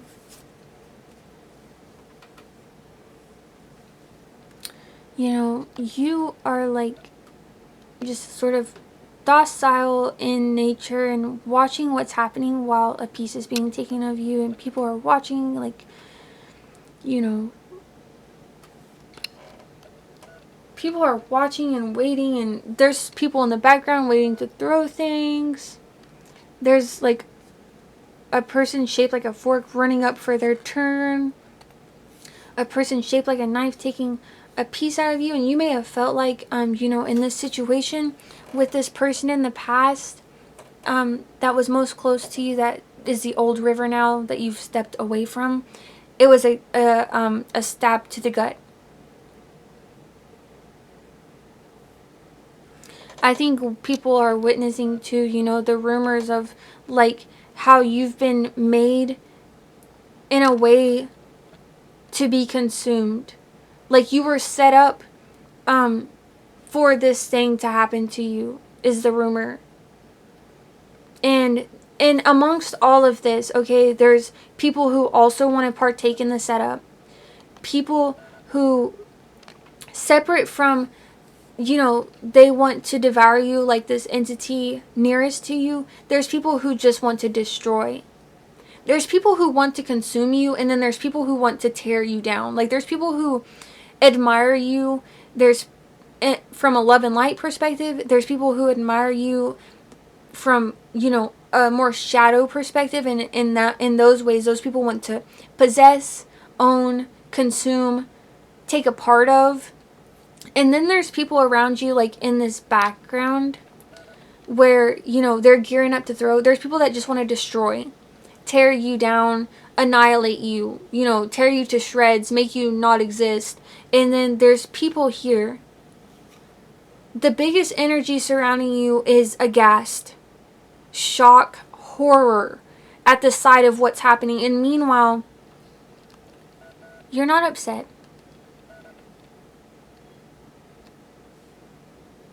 You don't know what's happening to you. You're watching what's happening to you. And this is a swords card, so, you know, you're watching and you're witnessing objectively, and yeah, you're thinking.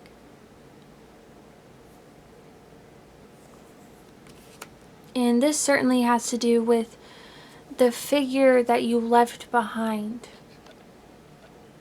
1444 on my timer as I say that. This figure that felt like a stab to the stomach. This is you walking away, and they're watching you from the shadows. Okay, and you're standing in light. You stand in truth. You know the truth of the matter. Okay?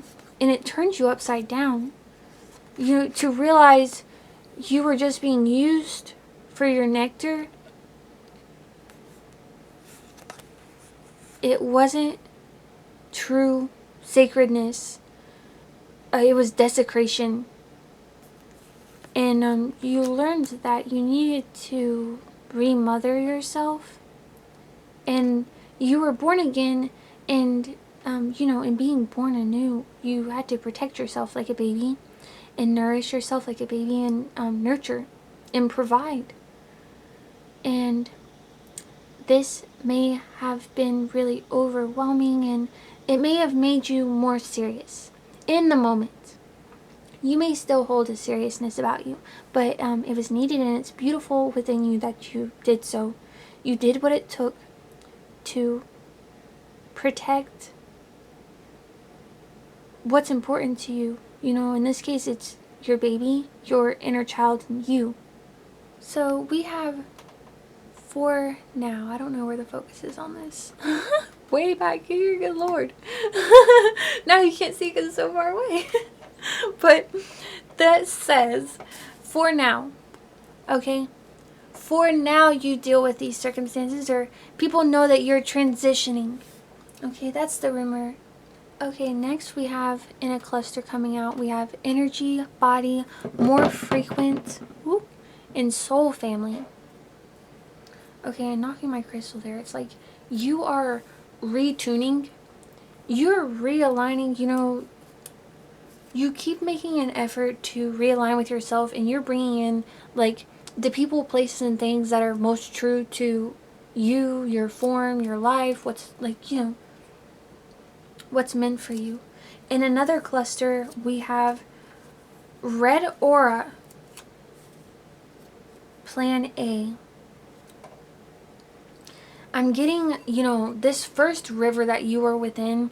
This is interesting because this last unicorn deck, okay, there's a figure within it, but this deck is based on a movie, and if you're here and you haven't seen that movie, Pile 1, I suggest that you watch it. It's highly meaningful, highly symbolic, and enjoyable. It's a retro, you know, cartoon animation. So, and that's perfect because you're actually tapping into your childhood energy. So, recommendation from Spirit, it seems. But we have Plan A and Red Aura, you know, and in that last unicorn movie, there's a red bull that, like, aims to destroy all the unicorns, and then there's the last unicorn. It has to save and defeat sort of this energy of the red bull. But I'm getting, you know, there was an energy initially that if you, yeah, I don't really know how to say it, but there was an energy that almost sought to destroy you or conquer you, is more what I'm hearing. And it was a overbearing, lustful energy. That's the rumor. And I'm pulling next a piece that says, without due cause. You know, people realize that you were subdued by an overbearing lustful energy, you weren't the cause of it. That, you know, I was hearing earlier, like, it wasn't their fault, or they couldn't help it. And at a separate point, it's like you were born into a bad nightmare of a fate with the dream catcher symbology and the red thread symbolism. And I'm seeing here red rum. You know, you may have had to end something very seriously, and something may have ended very seriously or violently for you, and caused the need for an imperative, action. Like, there was an imperative need for action. Additionally, for you, Pile 1, we have the rumor being that you are on a quiet rise. And we have, again, calm but firm, spiritually cleanse, coming out to me as confirmation for messages that we discussed earlier. And because we are starting to become cyclical, cyclical,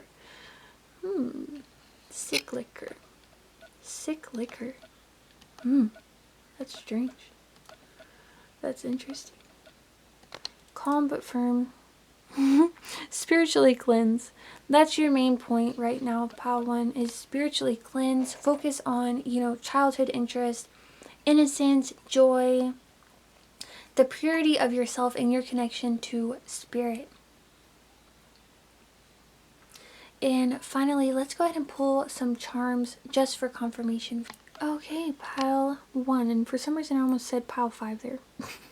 But we have a whale charm coming out, and when I pulled that, I heard Moby Dick. And you know what was coming to my mind about Moby Dick is it is a really long tale. It's a long tale that many people have not read but have assumptions about, and it's also a tale that made its way into history. Okay, it's a classical tale, so these are things that may resonate with your story. We also have a golden sun. I do think this era is all about you nurturing self. We have this heart with a nurse's cap on it, as well as a dragon symbol and a feather. And the crystal that I pulled for your Pile 1, is rose quartz. If this reading opens something in you and you feel called to return the energy, offerings of gratitude are welcomed at Cash App Little Lamb 2222. Your presence alone is already a gift. If you'd like to keep walking this path with me, don't forget to like, share your thoughts in the comments, and subscribe for more loving messages from Spirit. Let me know if you made it to the end by dropping a full moon emoji in the comments. And if you'd like to connect with the collective energies moving through the cosmos, you can join me on my other channel, Moonbeam Messages, for intuitive readings rooted in the rhythms of the stars. May you carry this light with you, and remember you are never alone. Thank you for your sacred presence. Pile 2, you are so gentle and so adorable, just right out of the gate. So I want to say before we begin, Pile 2, your pile chose this little sunny angel, little monkey, and you also chose amethyst. Oh, okay, that's not focusing for us, but that's okay. Okay, there we go.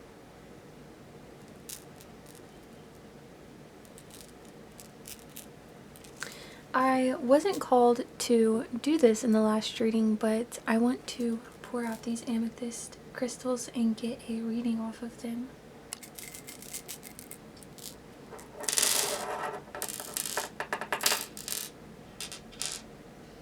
So I'm getting for you, Pile 2. Okay, well, I need to look up a symbol that is actually an emoji, but it's interesting because I just saw this emoji like earlier this morning or yesterday, and I was like, I've seen this all throughout the years, but yesterday I wondered again. I was like, what is that? What's the meaning of that? And let me look what that symbol is. So I just want to say real fast, I'm seeing a cross here. Well, it's looking inverted now, but salvation may be like a big theme for you, pile 2, and connecting to your childhood and in playful and unserious ways, but doing it intentionally. You know, you're intentionally being silly.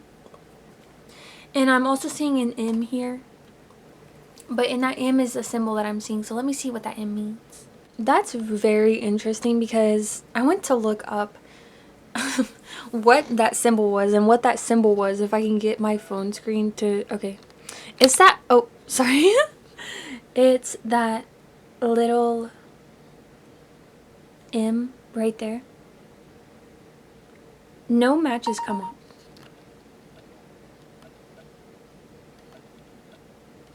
Like, no matches come up for this, which is interesting. Like, why is that an emoji then? And what does that mean? Still, there are questions.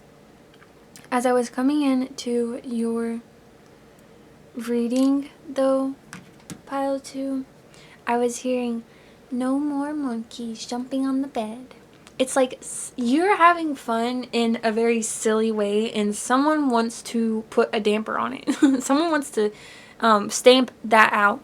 And the other thing that we're getting here is that you are like facing new emotional beginnings, or like your heart is anew. You know, you have like the heart of a newborn right now, and you know, love and perspective. You're facing new beginnings, and this is nothing but beautiful. However, some people are seeing this as selfish. Some people are witnessing this and think it's selfish of you. So let me prop these cards up for us in the back, and I'm going to clean these up just real fast.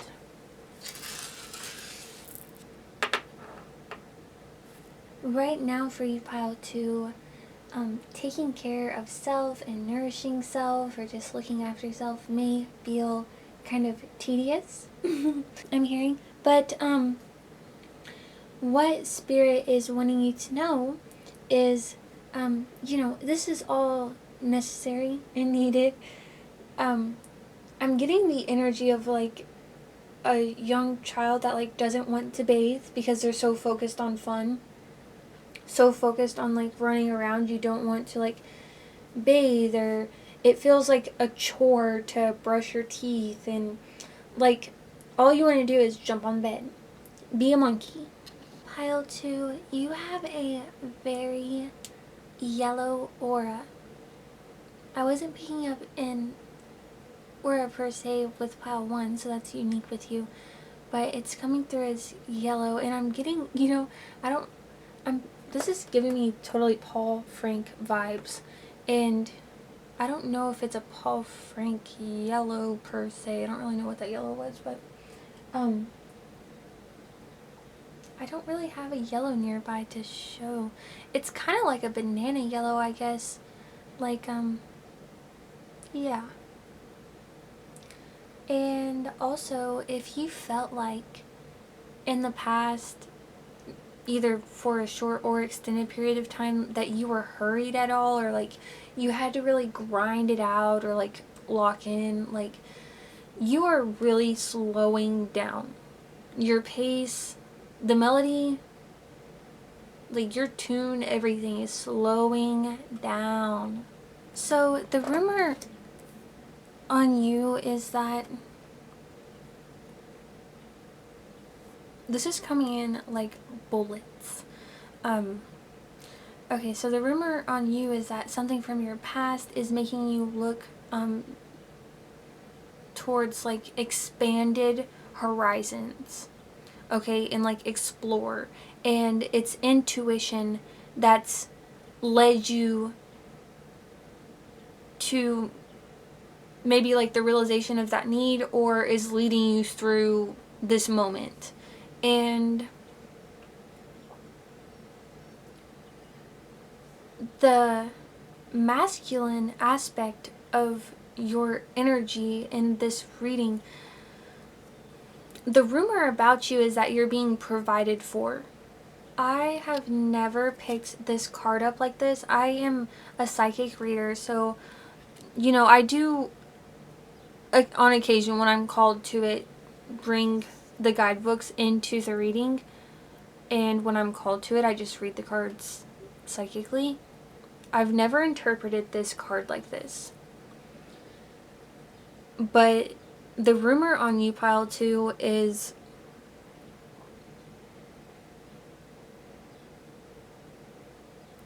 that you're leaving something rather, I'm just hearing dark and tumultuous behind.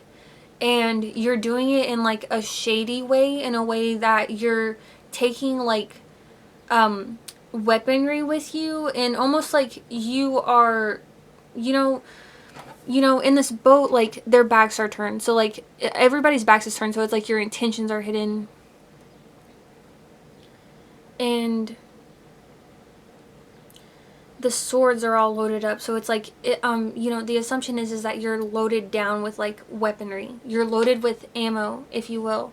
And you know, I'm noticing like the hair is black and the staff also is black. It's like people kind of assume you are taking this ammo and this weaponry and you're gonna be like vindictive or like revengeful and getting your justice. And you know, and I'm even noticing like you're standing on planks above like shadows within the boat. Like people think you're on rickety, like, I heard Rickety Cricket actually, which is like a character off It's Always Sunny, but you're on like rickety like boards, you know, that you're like bound to fall in.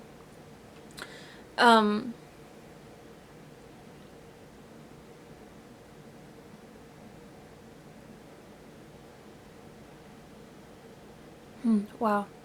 And you know, they're kind of looking at you like this spider figure that has like a web that you're weaving, and that this is the rumor. And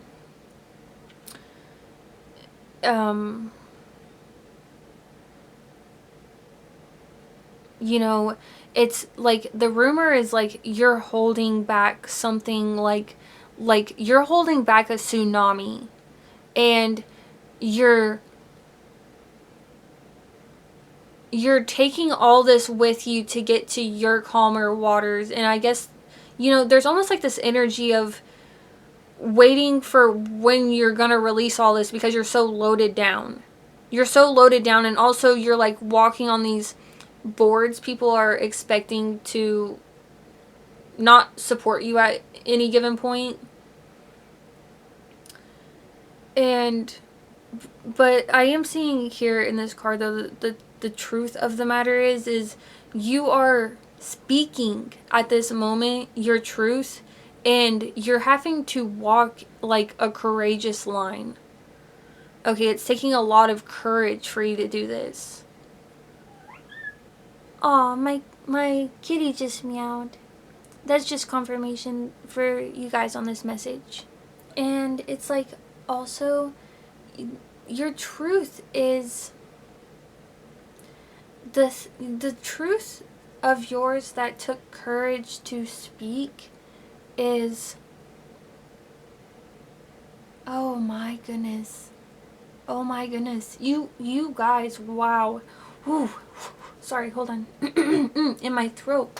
What, my goodness, you guys, you are so divine and angelic. And I'm getting like the word like cherubic.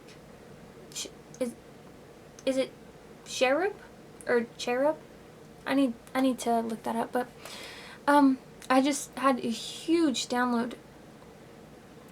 This, I don't even know where to begin with that.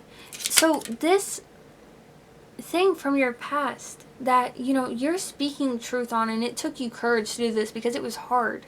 This thing that was hard to speak your truth on, this is the thing that pushed you to look to the expansive horizons.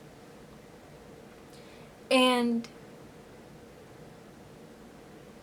you really connected to your intuition during this time, because it took so much courage. Like, you really had to, like, you had to, like, you were speaking to yourself, like, you were a lion spirit animal within yourself, amping yourself up to get this done. Like, I can just hear you in your head, like, should I do this right before a moment? And you're like, yes, and then you just do it. And I'm seeing here what's actually hidden that people, are so suspicious about. You're actually keeping hidden your creative endeavors and your connection to spirit. And you're leaving actually with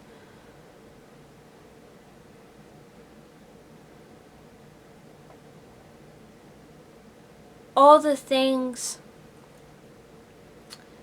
that, how do I put this? The things that you're leaving with don't look pretty. You have no choice to leave with them, though, and you are leaving with them with the intention of making everything that is with you beautiful. So, you're intending to transform. You have no choice but to have these things with you. And, you're intending to transform. I have a book in, like, my keepsakes, and I put it in keepsakes because it was really special to me.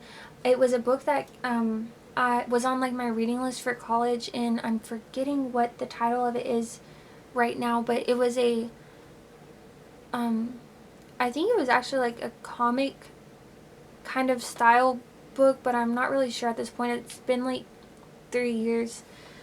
But, it was, like, a folklore story, I think. A Chinese folklore story about a monkey god, I believe. And that's really coming through to me for you. But let me look up what that is so I can tell you what it is. And, if you want to look into it more, you can. So I found the story of the character I was looking for. The character is called the Monkey King. And I guess the story the Monkey King is from is actually called A Journey to the West, I believe. That's actually reminding me too of Manifest Destiny. And every single time I think of Manifest Destiny, I think Manifest Westiny in my head. It just feels so fitting, I don't know. But,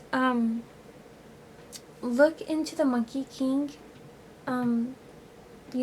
story if you feel called to, because I think it has some neat symbolism that would deeply resonate with this pile. And something I do remember about the Monkey King was he's like on a mission, I believe, and he has to, like, be initiated, and he has, like, I don't know what the proper term would be, but like, he has, like, associates following him. We had the Four of Cups come out as well, and it actually came out reversed. And what's really funny is the whole time I was holding this deck, this is the card in its upright position that was on the bottom. And, I get, when I was like, so I flipped it upright to just check it out again, and I'm totally getting the energy right now.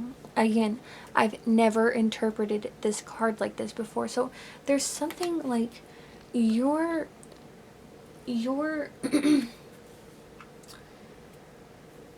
really bring, like, a freshness to things.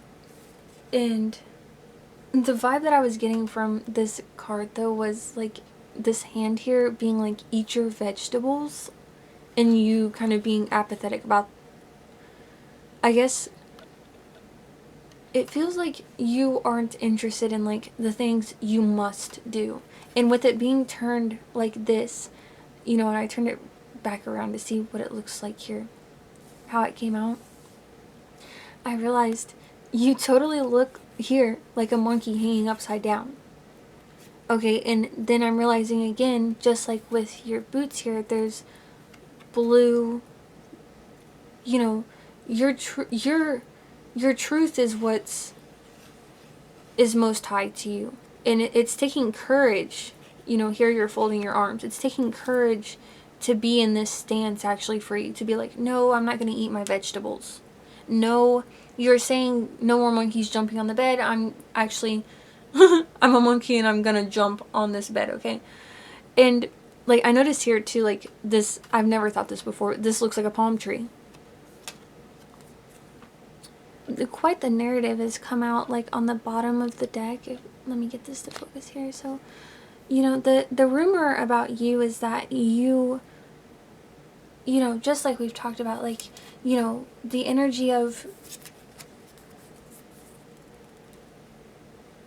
people telling you to eat your vegetables, brush your teeth, take a bath, stop jumping on the bed, go to bed,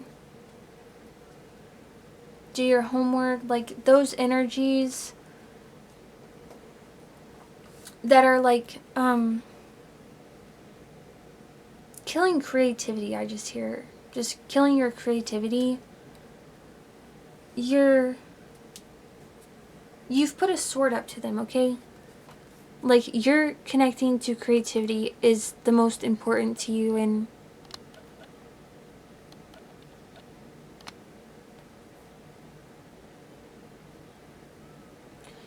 it's taken quite a bit of like intellect to do this though, okay? It's not just like you know, you're this figure of folly, you have no idea what you're doing. It's an intentional whimsy, you know, and it comes after like a great period of like strife and pain and suffering. And the rumor is like you're new at like establishing yourself. It's taking courage to like think up the ways of how to do this. And speaking your truth has been critical in doing this. And speaking your truth has been a mountain, really. You know, coming back to that blue. Your creativity, though, okay, is like your sense of self.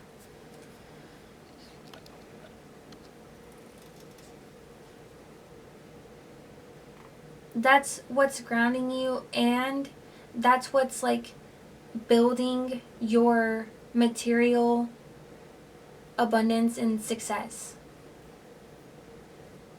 That's what is like, I just heard like preparing fertile ground for you.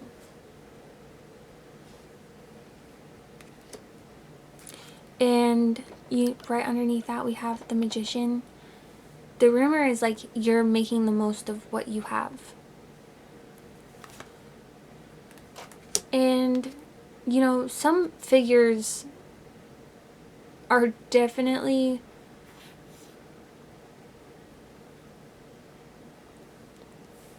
the rumor for you, pile 2, is that you're like getting away with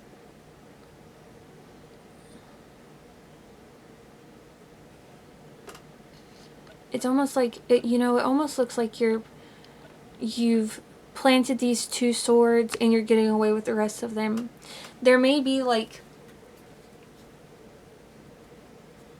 you may have either done this or someone is just like projecting onto you, or this is totally untrue and no one's done this at all. 1616 on my timer as I say that.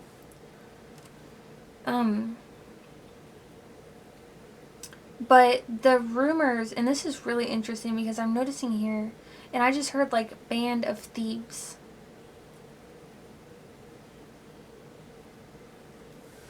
You know, the rumors are like you've planted these 2 swords and you're getting away with like all these other weapons that you've formed.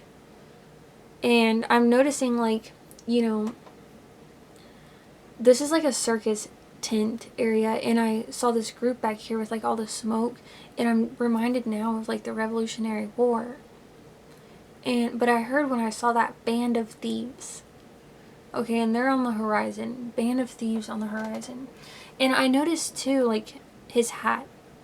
It reminded me of, is that called a fez? What is that called on like Austin Powers? That guy that has a hat.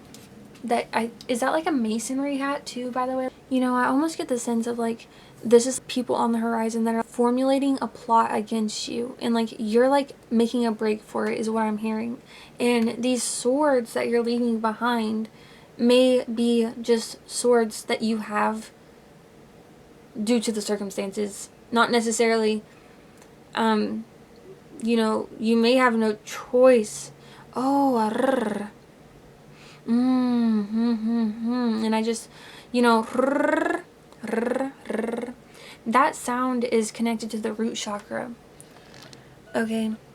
And when I realized, oh, these swords may not be yours, I was thinking back to the hat, how it reminded me of masonry, and like, you know, those are like indoctrinations, if you want to call them that. And you know, you may be like getting away from an indoctrination with no choice but to hold these swords, you know?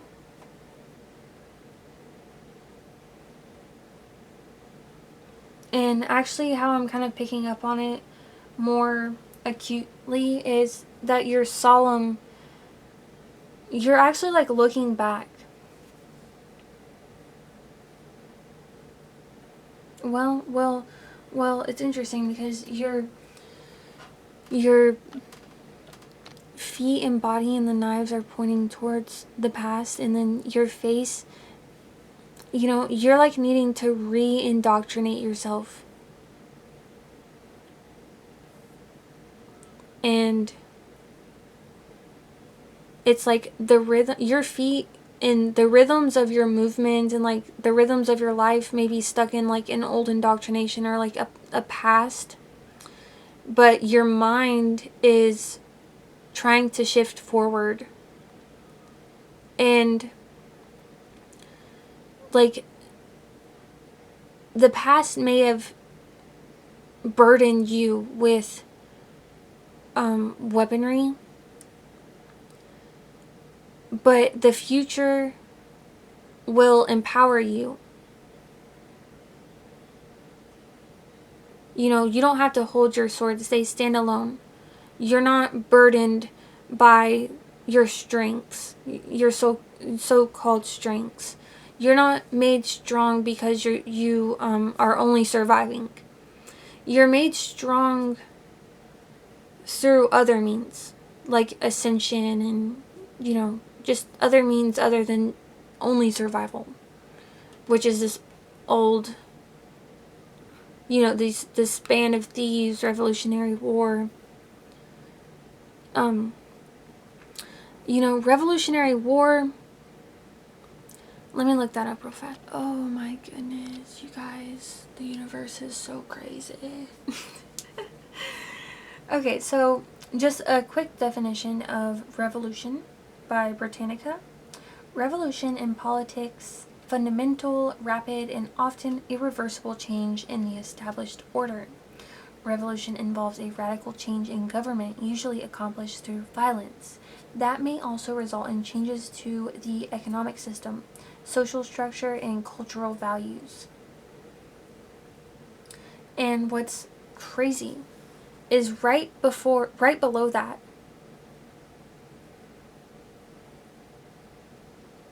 and just like that, you know, I said before and I actually meant after, and let me get through the rest of this point and then you'll see what I mean. The question is from AI, Google AI, why did Britain give up America?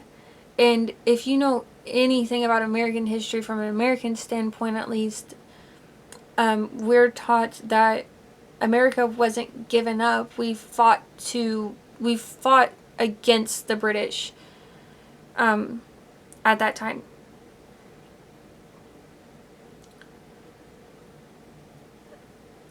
And you know,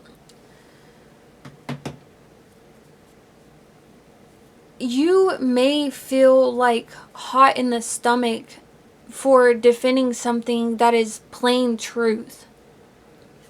Like, you may had to have built courage for something that was plain truth.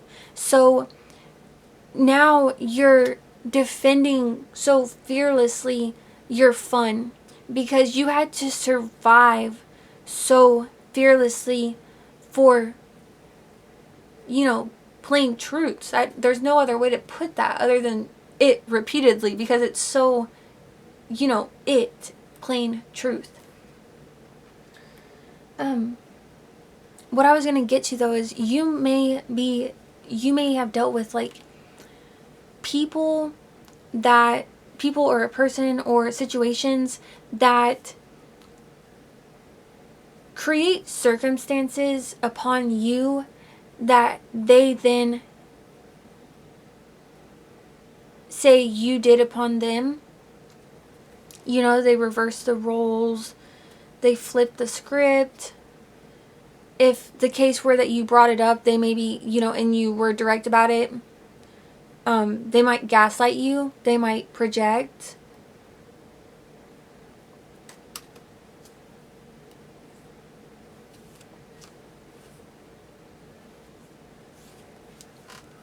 The truth of the matter is, though, is you are actually in a time of like new beginnings.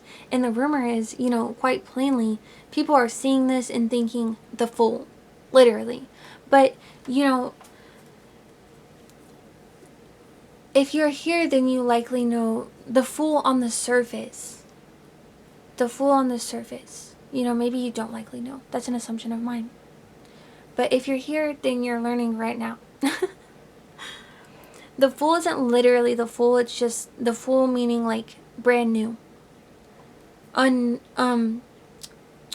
not necessarily unknowing, but like innocent. Okay, innocent.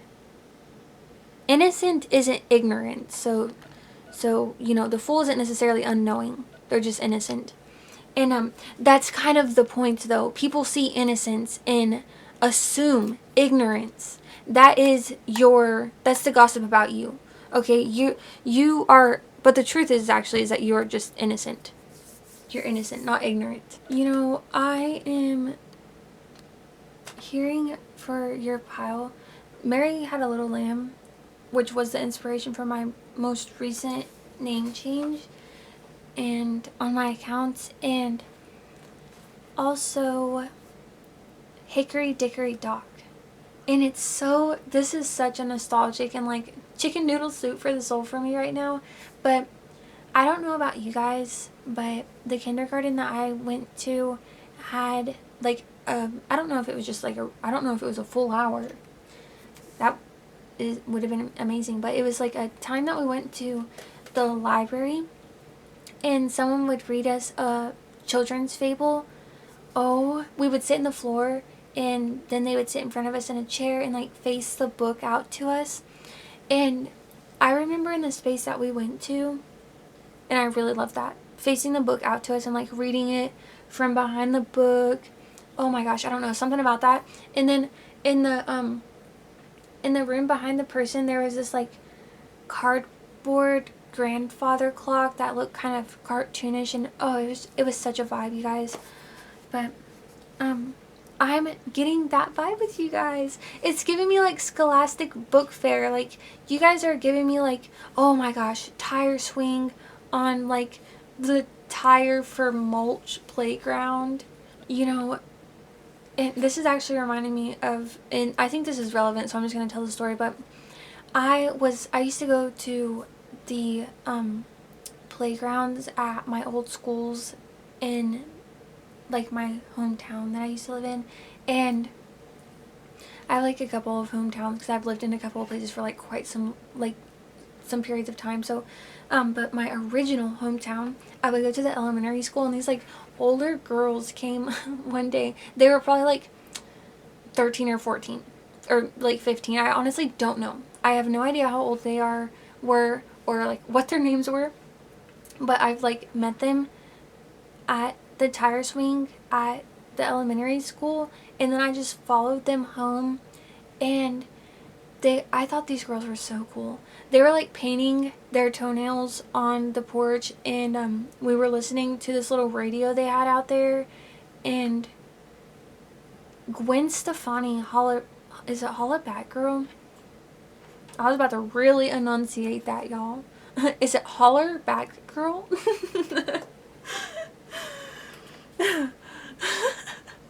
But oh my goodness. You know, I'm telling you guys this story though. I love that memory. And during that time, I was obsessed with that song. And it was like, that song's nostalgic for me. I have like another memory with that song where I was like in the back of the car, in the middle. My mom had a Jeep at the time, and that song's playing on the radio, and I'm just like, oh my gosh, turn this up. It's my jam. You know, I'm bouncing my feet to it. I'm singing it. I know how to spell bananas.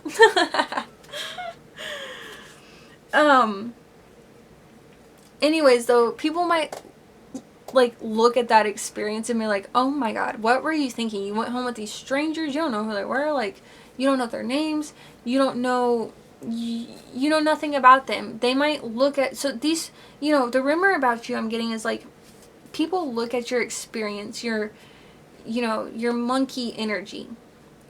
They're like, this is, you know, they're saying, no more jumping on the bed, you're gonna hurt yourself. That's what they're thinking, you know, in any way possible, and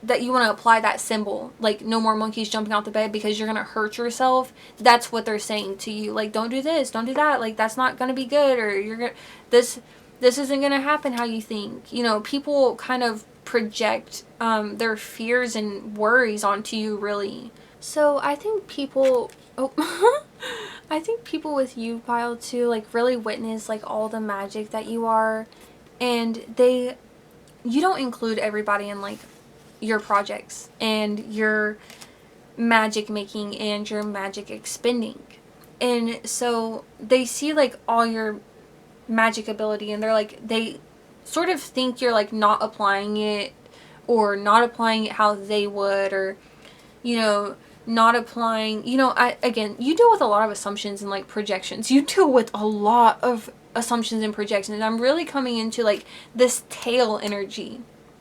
Okay, like something about having a tail may be significant to you, but like, I'm feeling like the energy of having a tail has made you like agile. Okay, like hanging upside down, and, I don't know why, but I'm really being reminded of like, I like hanging decorations off my ceiling. Like hanging, suspending and hanging is, I don't know. And I'm being reminded too of an interest I picked up recently, aerial yoga. Like, I don't know, something about being in the air and like, I don't know. That seems significant for you. That energy is just like, it's helpful. It's coming through as like helpful and like, helping you just suspend. I will say too, you know, you don't want to spend too much time dissecting the things they think about you and stuff, but just so you know, because we're here, part of the thing people don't understand is like, you have a very like deep crevasse, okay, of energy. It takes time to make, you know, the boil happen. You know, I definitely get the sense that people are like, oh, if I were blah blah blah, I would have had done this and this by now, but they most certainly would have not. Because things take time. Just things take time. And that's it. And like, I just, again, just so you know, like, you deal with a lot of projections and a lot of assumptions, and like, coming back to that tail energy again, that tail and suspending with your tail. Okay, and I don't know how that symbol is going to play out for you. That's really interesting. But being able to suspend has really allowed you to just miss all these projections. There's like, this came up suddenly and randomly.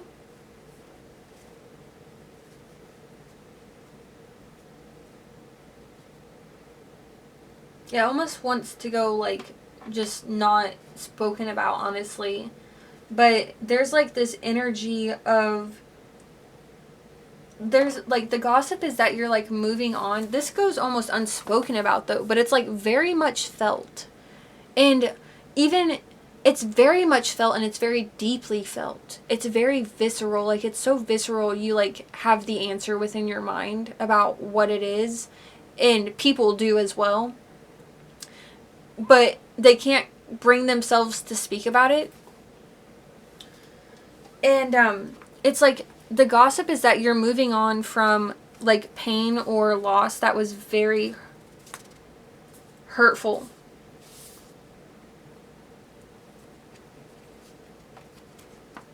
And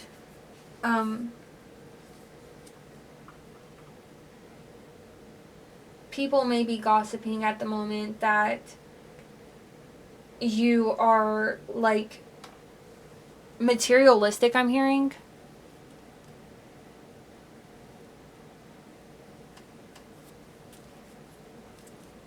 But on the bottom of the deck we have Judgment. I just picked up for you pile 2 horses for sure. Doves, raiment. Ramen? You may be eating ramen like a mother right now, I'm hearing. I don't know. You know, y'all, I have really been cleaning up my language, so that really just came through like that. But, doves, ravens / crows, because I guess, you know, I'm not really sure, totally sure, are they the same thing, are they different? But they're coming through together right now. And, ravens, crows, the monkey for sure, horses, the dove. These are things that are coming through as like spiritual totems for you right now. Pile 2. I remember what I was trying to remember a moment ago. It was the moon. The moon is also a prevalent symbol for you right now. Oh, and you guys, I totally just remembered what the M from the beginning. Oh, ooh, and here's an upside M here on a yellow cup I'm seeing. What that yellow M meant, or meant to me, what it reminded me of in the beginning, and I'm also being called to right now. This hand, it looks like very holy to me, and that cookie looks like a sacrament cookie to me. It's almost like this dove is placing this sacrament cookie into your cup. And that M is reminding me, the upside down M, so here I guess it's actually a W, is reminding me of the Mumbo Wumbo situation on SpongeBob. Oh, ooh. And these lily pads here are reminding me of, I think it's Monet's pond.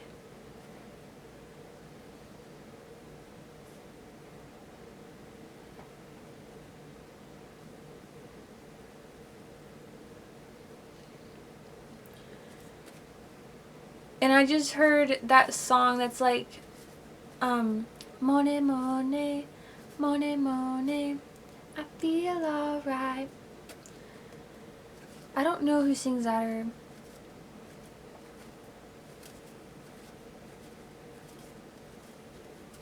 you know, people may look at your unconventionalness and just expect disaster, really. That's the rumor about you is like expectations and projections, and you know, the rumors about you aren't like anything has actually fulfilled itself. People are waiting for fulfillments. You're just having fun and like exploring. Ooh, ooh, ah, ah. Something that I'm getting for you, pile 2, is that you may be having like physical symptoms from ascension, so like chest pains, headaches, just stuff like that. Stuff like that. Pangs in your abdomen. But of course, make sure you go to health specialists. You know, this is energy body work, spiritual work. So make sure you don't have any physical ailments you need to address, because those can still be present. But I am sensing like an ascension here, and I think intuitively you should know also when that's happening to you. Like the headache, the chest pains, they come at moments when you're shedding. Okay, and you might actually be resting a lot right now. And that's part of the play, is it's enabling you to rest. Okay, we had quite the stack come out in this deck, and let me actually just show you the image I drew on the cover of this deck. Okay, in this card, I pulled this because specifically for your pal, and this, I don't know that this has ever reminded me of this before, but I was being reminded of Monster House with that cover when I pulled it for you. So the cards that came from that deck are Hole in the Ground. Okay. Ooh, and I'm being reminded of a horror element off this Netflix series called Marianne. Ooh, you should watch that, pal, too, if you like scary stuff. Marianne. It's okay. It's not like the best produced thing, okay, as far as like, it could have maybe better writing or better, I don't know, it's like translated, so, you know, honestly, I've heard like some stuff really gets lost in translation, especially on like Netflix and stuff. I've heard people like complain about like comedy specials before, so it could be that, but give it a chance, okay, because beyond all of the initial like, oh, it's not like you know, the best movie ever made, the best show ever made, as far as like, I don't know what could be better. There's just something about it that gives me like a cheesy element, but honestly, I like pretty much love this show. So if you like scary stuff, watch it. It has so much spooky stuff in it. But I almost feel like you have like a okay, this can be symbolic. It can be much more deeper than that, though. Just take it however deeply it resonates with you. But it's almost like you have something like mysteriously horrific that you're like suspenseful to find, or you're like waiting for something to return, like something's haunting you. It's like a curse, and like you met it before and you're waiting to like meet it again, and like this hole in the ground is like it's like it keeps within it all the answers, and it's also like something you could fall into, and it's also horrific. We have Cursed Ring as well. You know, Marianne deals with a lot of curses and like black magic in that show. Creaking Floor. Ripped Photo. Creaking Floor, you know, I'm getting like sneaking around. And Ripped Photo, it's like memories you aren't satisfied with. Memories you want to erase. Memories you're maybe angry over.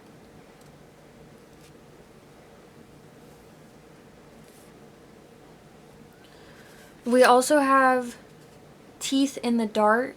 You know, this is giving me quite a sinister vibe. And I'm actually being reminded of, you know, I don't know why, you're with all the playfulness that began in the beginning of your reading pile too, your reading took a very spooky turn.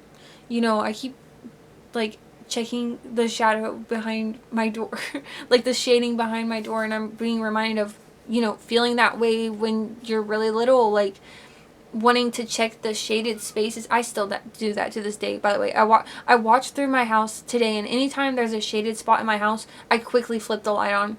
I don't like shaded areas. I've had experiences with shadow people, and, you know, I like things to be lit up and illuminated, okay?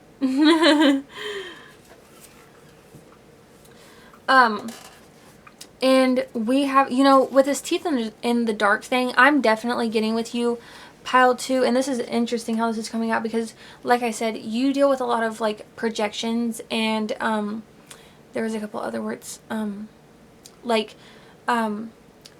negative wish fulfillment, like placed onto you, okay? But like fear paradigms and like worry paradigms that aren't yours, like, but they're placed onto you. You know, you have a lot of like monitoring spirits, and it's almost like they're doing a form of black magic in doing the monitoring. Okay, they're definitely studying you. They are studying you for I'm getting the light qualities, to the divine and sacred qualities to your magic. Okay, these figures want the magic for, wow, pile 2. These figures want your magic, and I'm being called to right here. This white light is you surrounded by darkness, but you still find a way to emit light past all that. Oh my goodness. And did I just draw a cross there with my finger? And we have Silver Bullet come out here. You know, and by the way, people are, you know, poking and prodding. They may be literally trying to poke and prod you to get you to react. They may do that emotionally. They may do that physically. People may physically, literally poke you to try and get you agitated. That may be something that you deal with. They may do emotional triggers. You know, people that know triggers of yours emotionally, or you know, I'm getting the sense that people are trying to understand your fairy dust, your magic. And the Silver Bullet, you know, when I was contemplating a couple of moments ago before coming back on cam,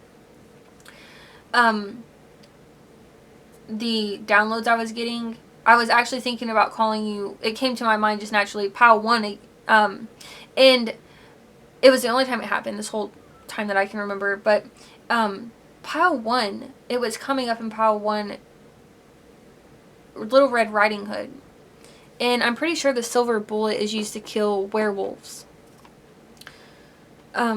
You know, but if that's not if that's resonating for you, you can go check out pile 1. That was like a huge through line there. So if that's resonating for you here, definitely check out pile 1. But if that's not resonating, how the Silver Bullet is pulling me back to is just sort of like you are a very fantastical figure. Okay, it's pulling me back to the fable element of things, and there are dark forces around you. Okay, so it's like mystical and it's dark. And here we have Wooden Stake. You know, that's a vampire. You may have energy vampires. Shattered Bottle. So the rumor is like something that was once contained is now released, and it was done so in like maybe an unintentional and accidental way, and maybe in a way that you never intended to happen. Maybe you never intended for it to be released. You know, you don't ever intend to break a bottle. Maybe it was done out of anger. You know, but no matter what though, a shattered bottle is present. And then we have Branches Breaking. And on the bottom of the deck, White Cat. And you know what that's really bringing me to? Branches break when a storm has taken place. Okay, so out of you know, overextension, or they can also break out of neglect. They can also break out of just nature happening, you know, and like they become dead weight and they fall off.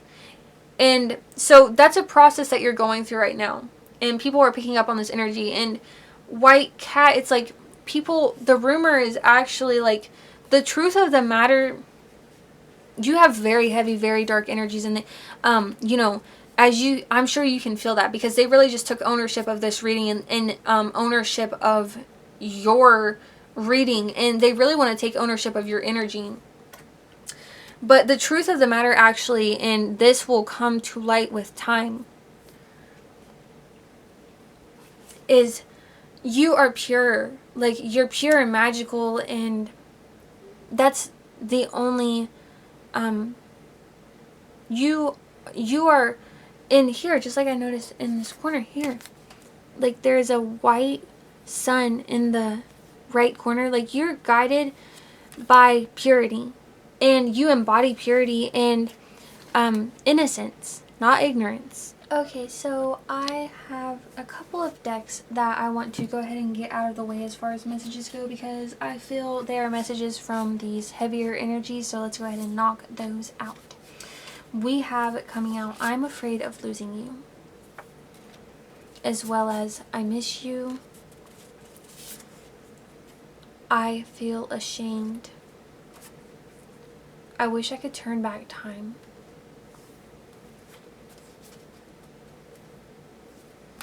and on the bottom of the deck we have I appreciate your patience.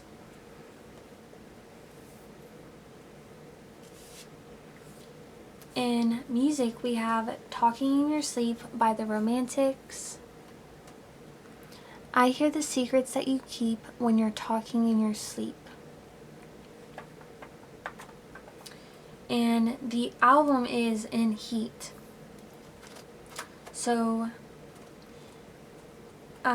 the energy of this could be very prevalent to you, you know, in regards to summertime.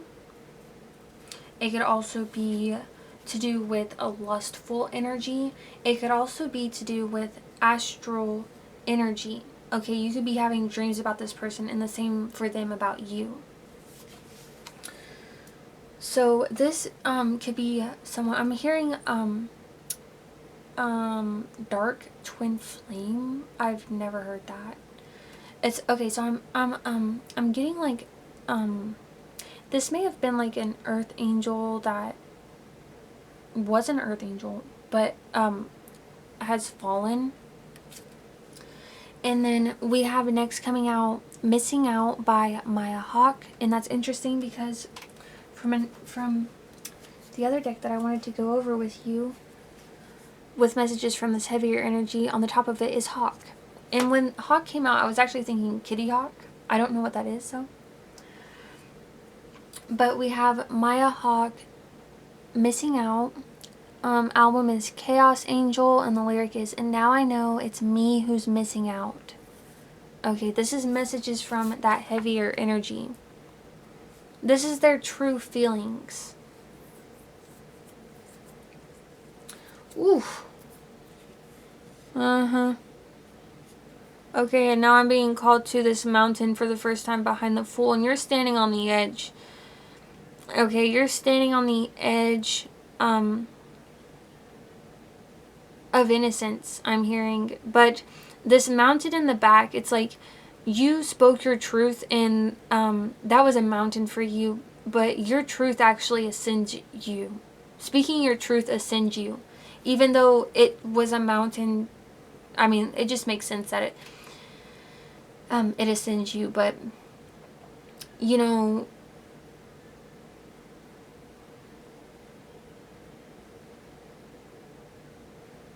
yeah, maybe it's, you know, that's, you deal a lot with, like, expectations, and, like, maybe expectations is, like, expectations maybe are wishful thinking is that ascension can come easily. You know, I'm sure everybody at some point in their life wished easy living was easier. But, yeah, I'm just getting, like, you don't have those expectations. You know, and I'm coming back to that monkey energy again. Like, you've let the expectations fly out the window. This last song from the musical deck is Battle of the Larynx by Melanie Martinez, the Portals album. The lyrics are, falling asleep by the arcade, liquor jumps off your tongue, you used all your words for a quick game, blew it all before you won. I speak in cursive, I'm poignant, assertive. There's musical chairs in my teeth. Poke me to battle, I'll jump on the saddle, I'll smile as you fall to your feet. And, ooh, we'll just let that sit where it's at. On the bottom of the deck, though, we have the Zephyr Song by Red Hot Chili Peppers. By the Way is the album. Fly away on my Zephyr, I feel it more than ever, and in this perfect weather, we'll find a place together. You know, someone's fantasizing about very lofty dreams. But I'm hearing like, time is up.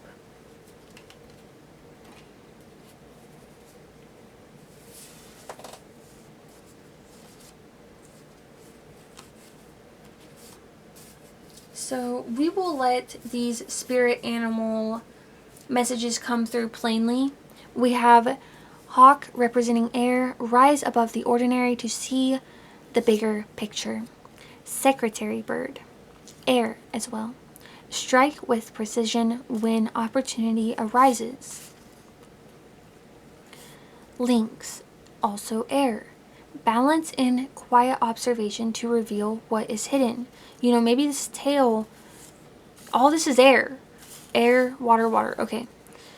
This tail energy, though, is Kakapo, air. Patience brings wisdom in longevity. The suspense. Tail, the energy of suspense. Shoebill, water. Stillness invites clarity and transformation. Irrawaddy dolphin, water. Communicate with purpose and compassion. And let me get back to something. This strike with precision when opportunity arises card. I just want you to know, when that card came out and I read it to you, 13:31 on the timer as I say this, exactly what I got in my mind's eye was the image of like a bird pecking. Okay, so like, don't strike more than you have to, more than when you need to. Like, only strike as plainly and as dryly as you need to when you need to. Okay, remember, you know, kind of like swords, Queen of Swords energy, I guess, you know, only striking when you need to protect the space that you've nourished into existence. On the bottom of that deck, we have Chameleon. Again, air. Adapt to your surroundings while staying true to yourself. In asking what is the gossip on you, pile 2, we get a relative known for their clever strategies and plans, and for their financial prudence and savings. The strategic planner, the cautious saver. And these cards in tarot would be 7 of Swords and 4 of Pentacles. So the rumor on you is like you are secretly plotting and planning. Someone's wondering, like, could time fix this all for us, for me? Someone feels like, with certainty, and I feel like they're like knocking on heaven's door for the first time. I feel like, you know, they may have pushed you into this strength, and now your response to, you know, you being in this position is now pushing them into a strength of their own, because you know, they're being pushed to divinity for answers in regards to you. On the bottom of that deck, we have a family member involved in disputes or challenges. 5 of Swords, the contender. Okay, these are people that are like speaking down on your new beginnings. Like, you don't know what you're doing. You don't have the capacity to fulfill your effort. And I'm being called again, you know, this is just reminding me of the Monkey King in a different way, but like martial arts has like different forms, and I don't know what kind of martial arts does, but like there's like one martial arts form that has like crane form and lion form, I think, and like dragon tails, and or I think like I don't know if it's lion form, but it's like tiger's paw or something. But it's like, you know, you wouldn't say, I don't know. I mean, I guess some people can say this because they do. It's not that they can, it's just that they do. But I wouldn't say blah blah blah form sucks. I would say instead, each of the forms has strengths and weaknesses, and it would be interesting to see how each of the forms adapts to any given scenarios, given that they have different strengths and weaknesses. But these people around you that are low, you know, low energy, low vibe, the energy vampires, the projectors, the negative prophecy speakers, I forget where I was going with that.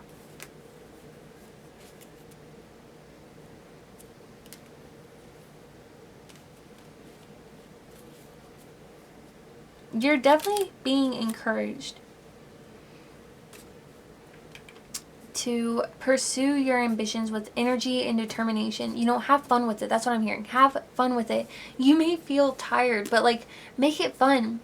You know, remember when you were little, like, it didn't matter if you were like on the brink of like entering the astral realm. If you heard like someone was ready to play, you would jump, you would exit that nap so quickly. You would run outside, you would find the energy. Like, you were exhilarated at the thought of play. It would wake you up.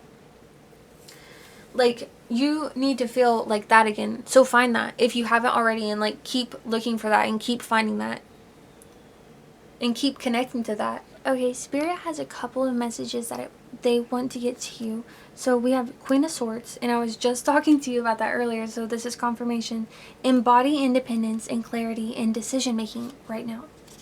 And we also have King of Swords. And when I was going to tell you earlier about Queen of Swords, I was oscillating in my mind between which one's more proper to tell you right now.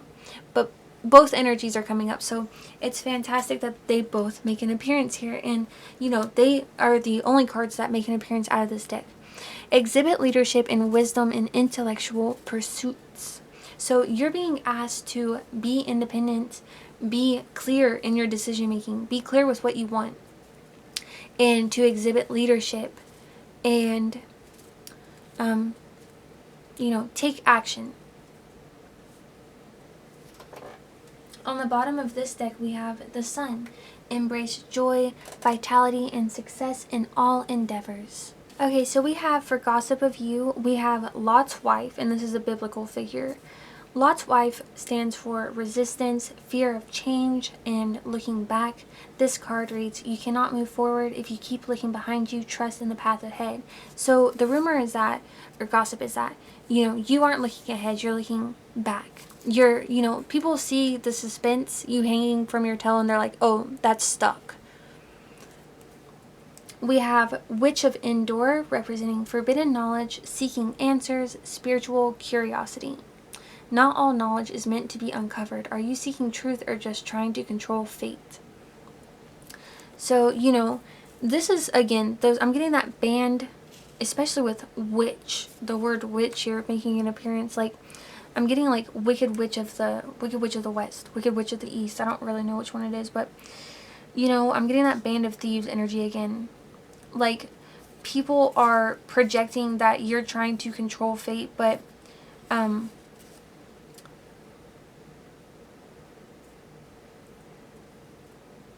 that's absolutely not the case. That's absolutely not the case. And to engage in it from their perspective, I think would actually be a self-fulfillment of that prophecy. Like, they're kind of wanting you to step into like a trap. I'm like literally getting the image of like a net that you step in that like swoops you up into the trees. And then we have Anane, is it Ananes or Ananes in Saphira, representing deception, greed, consequences. Hiding from the truth from others will not hide it from the divine. Integrity is your only real currency. So this is the rumor, is that you are not acting from a place of integrity right now, and you're hiding some sort of truth. But seeing as to how you have dealt with exclusively, it seems like exclusively projections and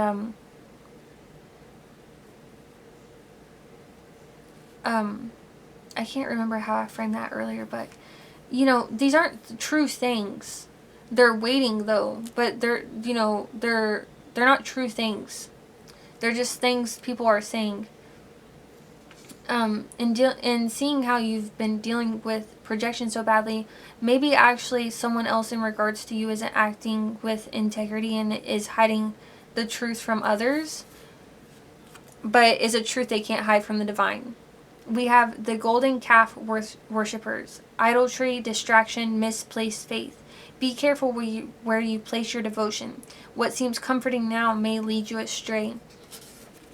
People may try to fearmonger you about like what your spirituality is, or like how you practice prayer, how you connect to your spirit, your soul. We have St. Paul the Apostle here: transformation, perseverance, mission. Even the most profound transformation begins with a single step of faith. Your past does not define your future. And on the bottom of the deck, we have St. Catherine of Siena: divine calling, strength, and wisdom. Your voice holds power. Stand firm in your truth and let your wisdom shine.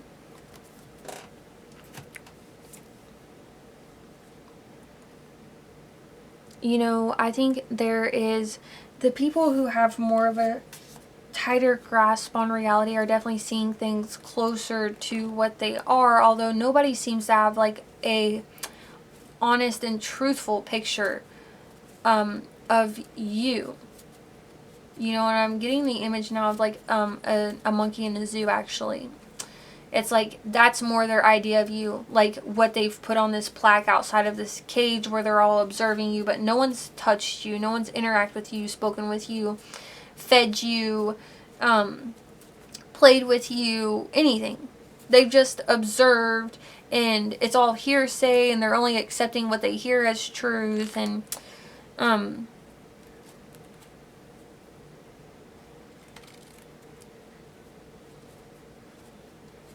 And also it's like there might be something there about like you're this like amazing thing, like you're this thing that's so amazing, you're worthy of people traveling to just to get a look at. But they'll still, those very same people will so naturally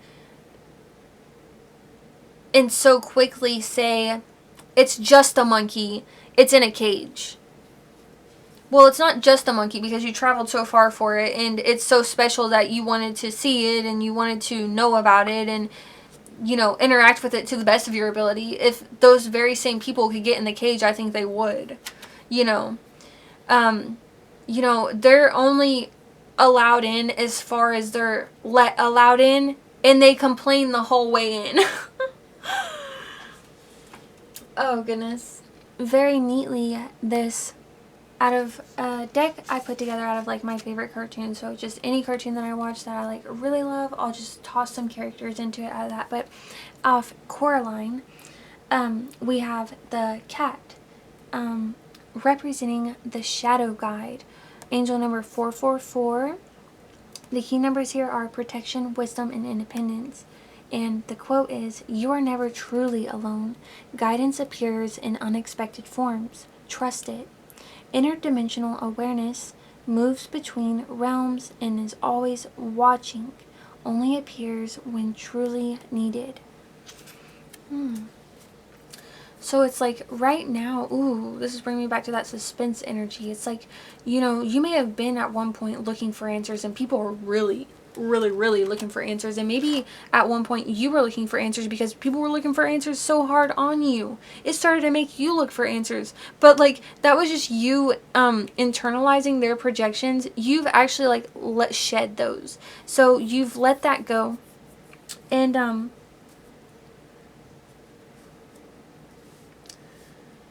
you're realizing when you need an answer, it'll come to you. So you just stay in suspense. And what you need will come to you. You know that. all that's for you is flowing to you.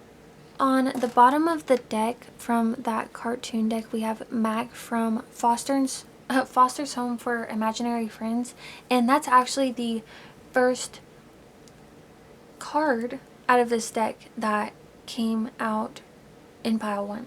And just so you know, I didn't use the same decks for like every pile. I only pulled from the decks that I was called to for each pile. So I was called to that pile for both, or I was called to that deck for both piles, and also that same card came out. So again, on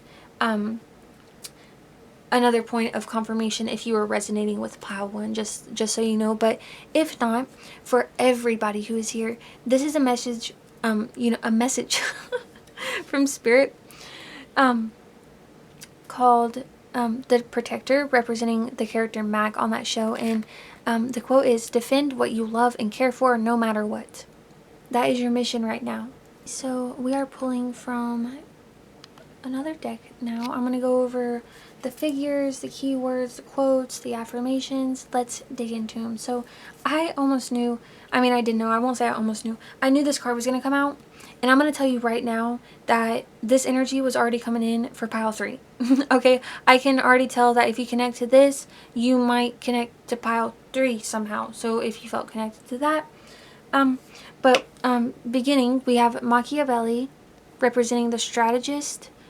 Keywords being cunning, realism, political mastery. Sometimes the ends justify the means. Strategize. That just reminded me of Carmen. But what's he say whenever he's speaking like that? But strategy and foresight lead to power. Next we have Queen Elizabeth I, the Virgin Queen. Independence, strategy, and diplomacy. Your presence alone is power. Self-reliance leads to sovereignty. David Bowie, the Shapeshifter. Transformation, creativity, rebellion.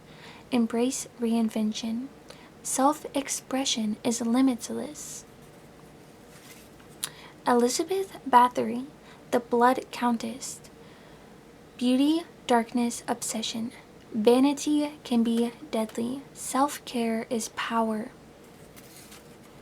People may be looking at the ways in which you're loving yourself and projecting so much negativity onto it, so much so that it may make you want to clam up and not express it in front of certain people. But let me tell you something right now, pile 2. Don't ever stop loving yourself, not in front of anybody. Not in front of anybody. It doesn't matter how much it irritates them. Let them be a fool, okay? At the end of the day, if you need to, call the cops, okay? But be happy, okay? I don't know why it went to that. But just be happy. And don't preemptively, I don't know how to say that without, I wanted to say don't preemptively protect yourself, but what I'm really trying to say is don't clam up and not express yourself because of a fear that someone's going to react a certain way, and by a certain way negatively is what I mean. Don't worry about people's reactions to your happiness. Hello. Lastly, we have Bruce Lee, the Warrior Philosophy. Discipline, fluidity, strength. Be like water. Adaptability is power. And on the bottom of the deck, I was reading it already. We have the prophetic mind, vision, premonition, fate. The future is written in symbols. Trust your intuition and foresight.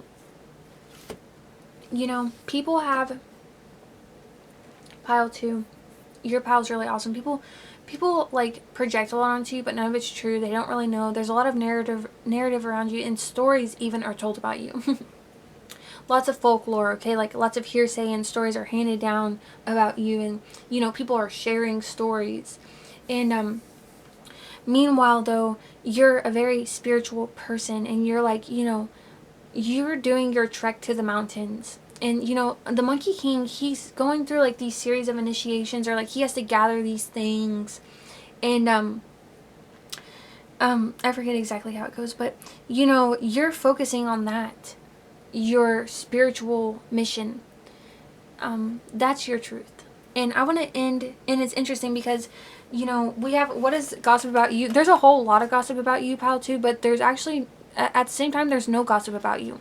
I'll say it like this way. There's a whole lot of gossip about you, and yet there's no gossip to be had about you. People are talking a lot, but they have nothing to talk about, actually. Like, they don't know, and also there's nothing negative to talk about, which is what they're looking for. But I wanted to pull from an oracle deck real fast, and I'll read the message from that for you since we have such a spiritual group here with this pile. And then we will move on to charms and some final messages. This is a new... I bumped the camera so it's a little bit moved to the right. That's, I think, symbolic of you moving forward. I've never pulled... 12 is very symbolic to me too right now at the moment. It's a very holy number. I've been carrying it a lot with me recently. I've never pulled this card from this deck. It's a new deck for me, but still, never got this card. Touching earth, planting something new. Okay, and on the bottom of the deck, we have the 50th card, sacred gratitude, reverent appreciation and prayer. Okay, let me just read the 12th card though, touching earth. And we'll see, actually. I'll read the 50th card too. The 12th card reads, touching earth, planting something new. The law of cause and effect is always at work in your life, and this card is telling you to bring a greater consciousness to the causal seeds you are planting in your energetic field. The angel of the rainbow is sending a full spectrum of light and color to nourish your highest intentions and help them grow, and you can use her assistance to cultivate the destiny you desire. It's time to consider the garden of your dreams and take action that will produce beautiful blossoms and bountiful harvest. Is there a new project you have yet to begin, an image or an idea just forming in your mind? These seeds of inspiration are blessings from the universe, and you are the gardener being called to bring them to fruition. On a practical level, this card could indicate some new or increasing activity in the natural world. You may be creating an actual garden for yourself, a place where you can draw on the peaceful energy of the earth. You may even consider opening a flower shop or pursuing a career in a field related to agriculture, horticulture, or the like. You might also find yourself volunteering to clean up the environment, plant trees, or help our Mother Earth in some way. Always remember to plant the seeds of optimism, self-love, and belief in every goal, in every area of your life, for out of that energetic garden grows expanding joy. The affirmation with this card is, I plant the seeds of my future in every present moment. I nourish my destiny with action and joyous expectations. And for the 50th card, sacred gratitude on the bottom there, reverent appreciation and prayer. Underlying energy here then, we have this card, why did I say face? This card brings a simple but profoundly important message to you. The woman peacefully stands alone in a quiet forest, reverently placing her hands on an ancient tree.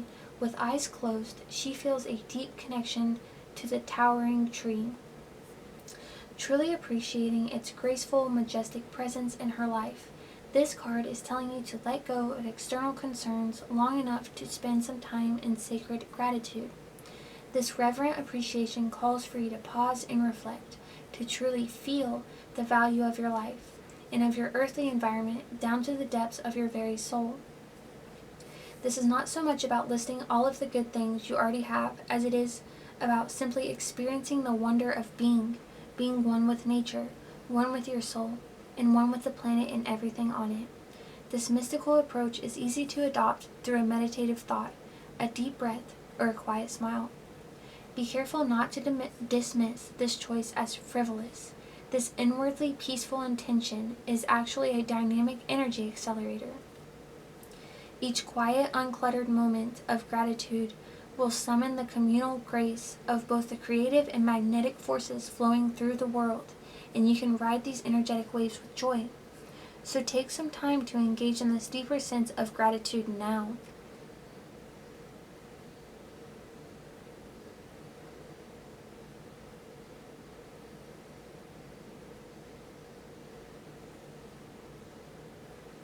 And if this card is surrounded by activity-filled, high-energy cards in your spread, it's all the more important to weave these peaceful moments of grateful reflection into your daily life. Profound appreciation brings expansive and valuable results. The affirmation with this card is, I let go of external concerns and stop to appreciate life's deeper value. My spirit is grateful for life itself. This is the energy of the monkey suspended. This is you, pile 2.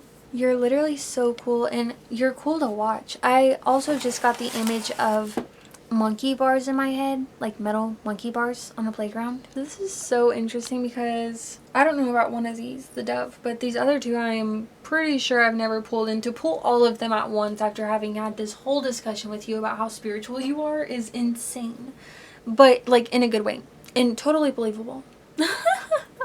You know, magic is believable. It's just so awe-inspiring. But we pulled a trumpet, and I thought of judgment whenever I pulled that. We also pulled this dove next, which I thought was a lotus flower at first, or like a maple leaf, a dove. And then we pulled this star charm. It has like a saint on it holding a crucifix and a book, and they have like a halo behind their head, but I looked it up and I couldn't figure out which saint this is. It's a male. I couldn't figure out which it is, but those are some charms that we pulled. And you know what? I want to pull 5 more because I'm just feeling like pulling 8. Next in charms, and this is funny because I said we'll pull 5 more and then I get a starfish and they have 5 points to them. But we have a starfish, a tag that says, a dog tag that says made with love, an angel wing, a crab, and a crescent moon with blue and green like acrylic filling. You know, I'm getting like very Venusian vibes from this as well. And let's lastly pull some quick messages from Spirit, some final words from Spirit. So we pull for you, pile 2. Blessed with a talent. That is the rumor on you, that you are blessed with a talent. Next in this order, we had the only way out is through come out, as well as walk. Okay, so I feel like, you know, you may have felt at some point hurried. You know, as you remember earlier, we talked about, like, especially in your earliest of days of youth, and you may still be like a youth, a young person, but in your earliest days, you know, you really internalize like the outside world because especially because you care so much. Also, you just didn't know any other way. You know, you were really hypnotized because of how open and accepting you were. And Spirit's wanting you to know, though, that you can pace yourself and rest and relax. You can go at the pace of one step at a time, truly. We have, and the light was really dark before I started recording there, and then it really brightened as I came into the recording. But we have weak light, and then I don't play with my time. And I really feel like you did have to assume that Queen of Swords, King of Swords energy, as we talked about earlier. Okay, like you felt weakened by your circumstances, and then you decided to protect your softness and your light and your divinity and reclaim your sacredness. Let's get one more message from Spirit, and then we will close out our reading, pile 2. This is such a powerful way to end the reading for you, pile 2. We have untie the rope. Pile 2, if this reading opens something in you and you feel called to return the energy, offerings of gratitude are welcome at Cash App Little Lamb 222. Your presence alone is already a gift. If you'd like to keep walking this path with me, don't forget to like, share your thoughts in the comments, and subscribe for more loving messages from Spirit. Let me know you made it to the end by dropping a monkey emoji in the comments. And if you'd like to connect with the collective energies moving through the cosmos, you can join me over on my other channel, Moonbeam Messages, for intuitive readings rooted in the rhythm of the stars. May you carry this light with you, and remember, you are never alone. Thank you for your sacred presence. Hello, pile 3. For your pile, we have the Sunny that looks like this. It's totally reminding me of Clifford the Big Red Dog. And we also have Lapis Lazuli.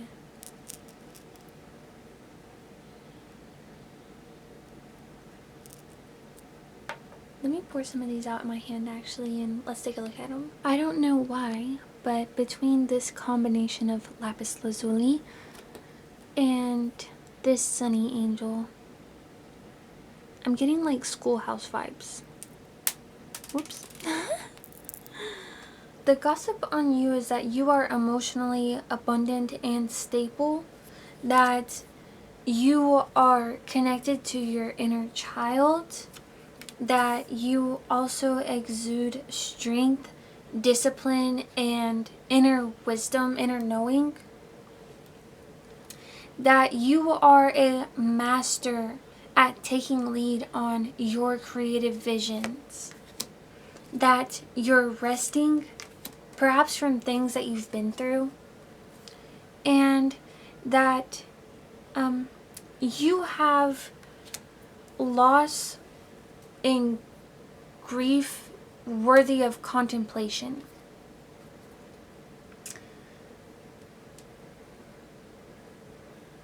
And I'm just hearing, though, you have wide open horizons. That is the gossip on you, pile 3. The gossip on you is that you are a new king.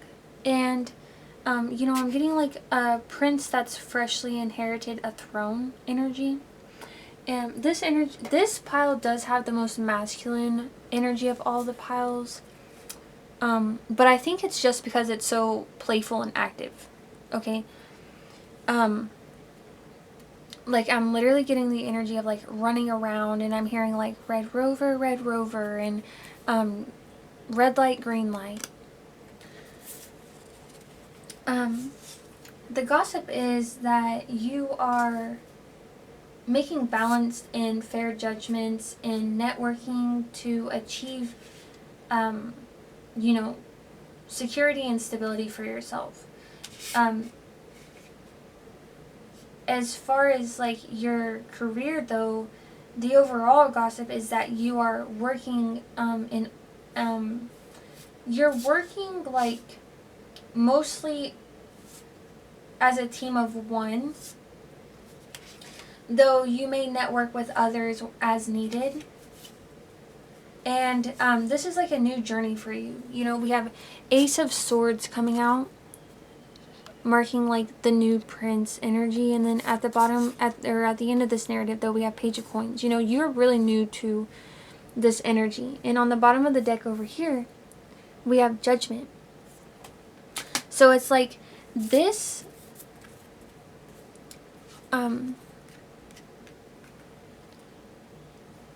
I felt called to include this energy of being a new prince and being new to establishing your, I'm just hearing like a name for yourself. It's like a judgment call actually for something, or a judgment's been had. And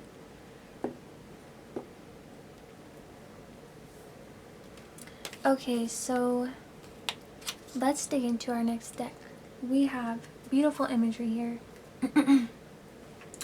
We have someone juggling here.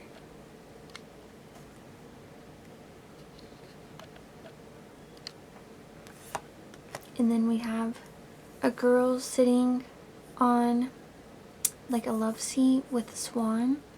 She's, you know, much like a swan herself.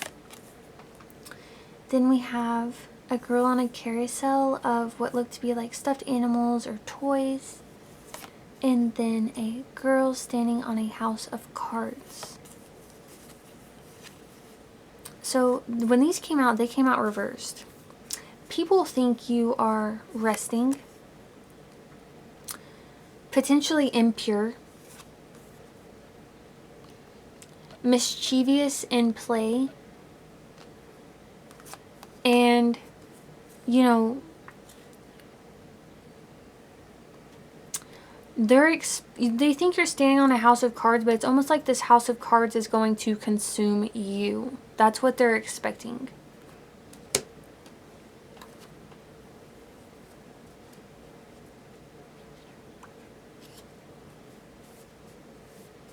On the bottom of the deck, so this is underlying energy, okay? We have the image of this girl, and she's like in a red dress. Okay, so this could be like solar plexus energy, okay, or sacral energy. This can be like focuses on like identity, self-expression, and also creativity. And she's releasing a bull from underneath her dress.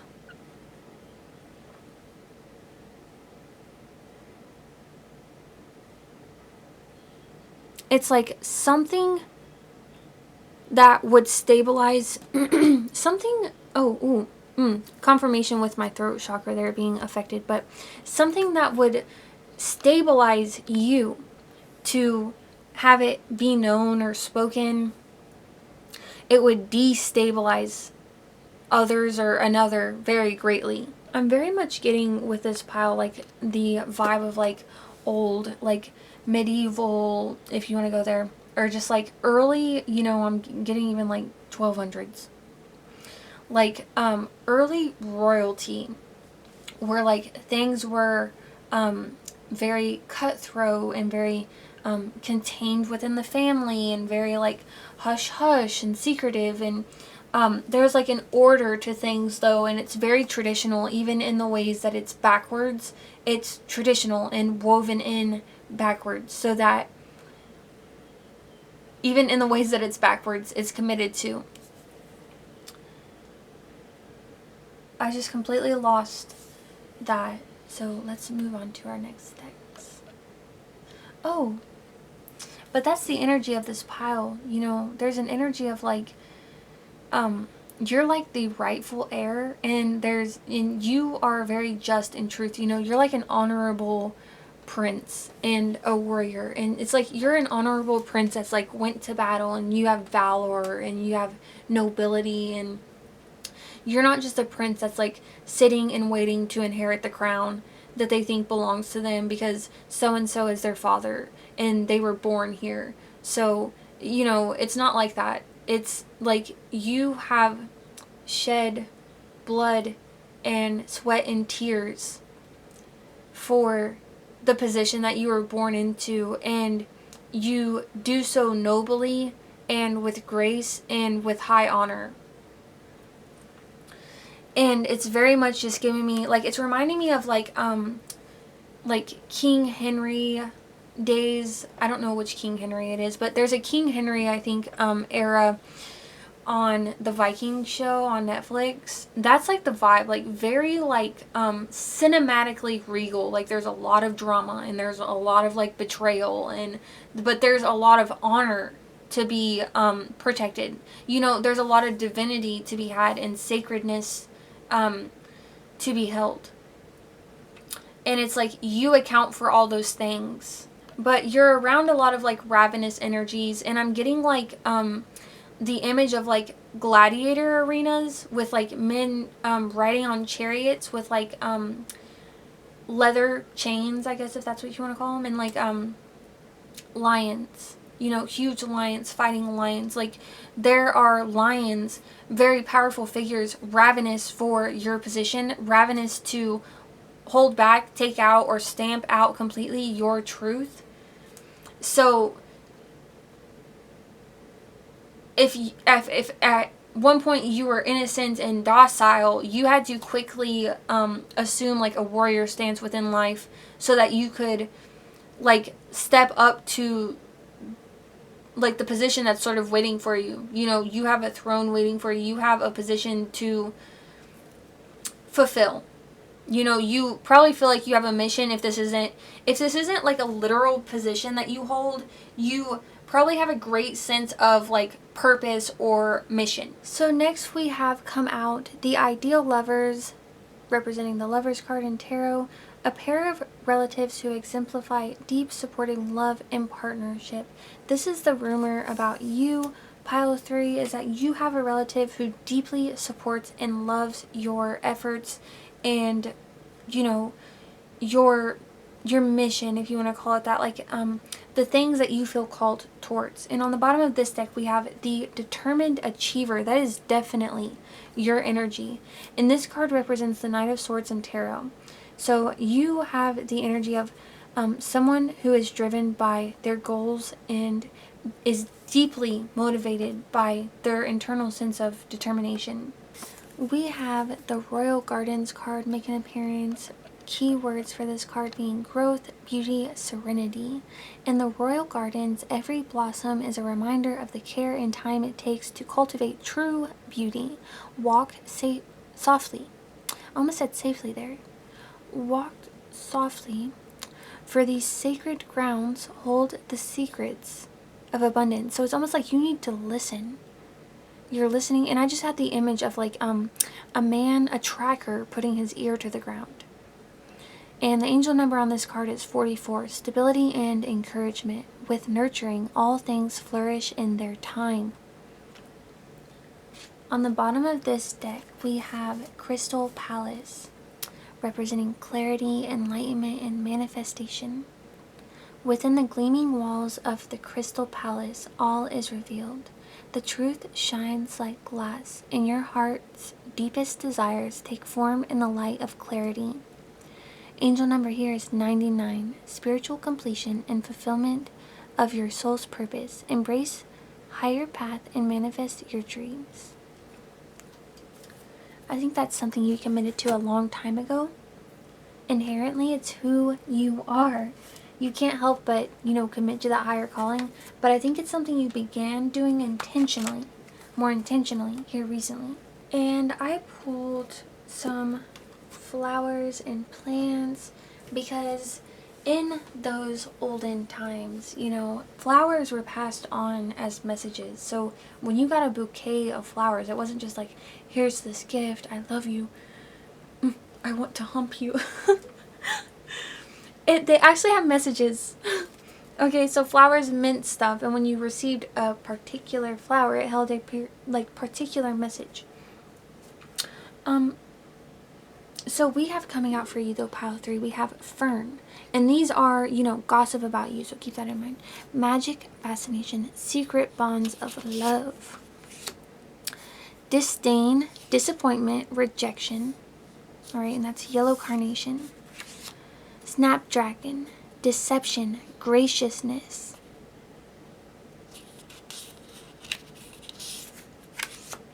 Violet, watchfulness, modesty, faithfulness.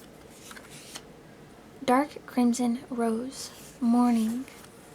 Begonia, beware. Butterfly weed, let me go. Myrtle, good luck in love and marriage. So, people might think that you dabble in the occult. They also might think you have a taboo relationship. And people think that you've dealt with a lot of disappointment and rejection, or you've moved on, you've overcome a lot. Take a sip of tea real fast. You've also dealt with a lot of deception, from people around you. People who want something of yours, or something you have access to, or something within you, or something of you. But through all of this, you've actually remained committed to the Most High. Every single time was an opportunity for you to be like, the world is this way? Fine, I'll just let it all go. What's the point? Or, you could have been like, how could God treat me this way or put me through this? And maybe at some points in your life, especially when you were really little, you could have been like that. But, you have through time committed to divine, anything that is sacred, anything that is of love and light, and anything that is beautiful, truthful, And that's been an intentional and strength, like a strong effort, an intentional and strong effort, because you've been met with the choice so many times. And, you know, there seems to be people around you that are worried about, like things you're facing.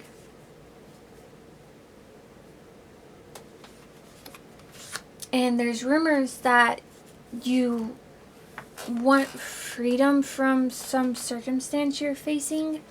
But overall, the impression that people have of you is that you are lucky in love and lucky in life, that you will be okay in time. As I was shuffling my next deck for us, I was channeling Cleopatra, and it reminded me, actually, I need to tell you guys, I got up a moment ago to make tea, but I meant to tell you guys that Isis and the energy of Isis was coming through so heavily with pile 3, which is interesting. You know, pile 1 didn't have an aura color or a goddess come through.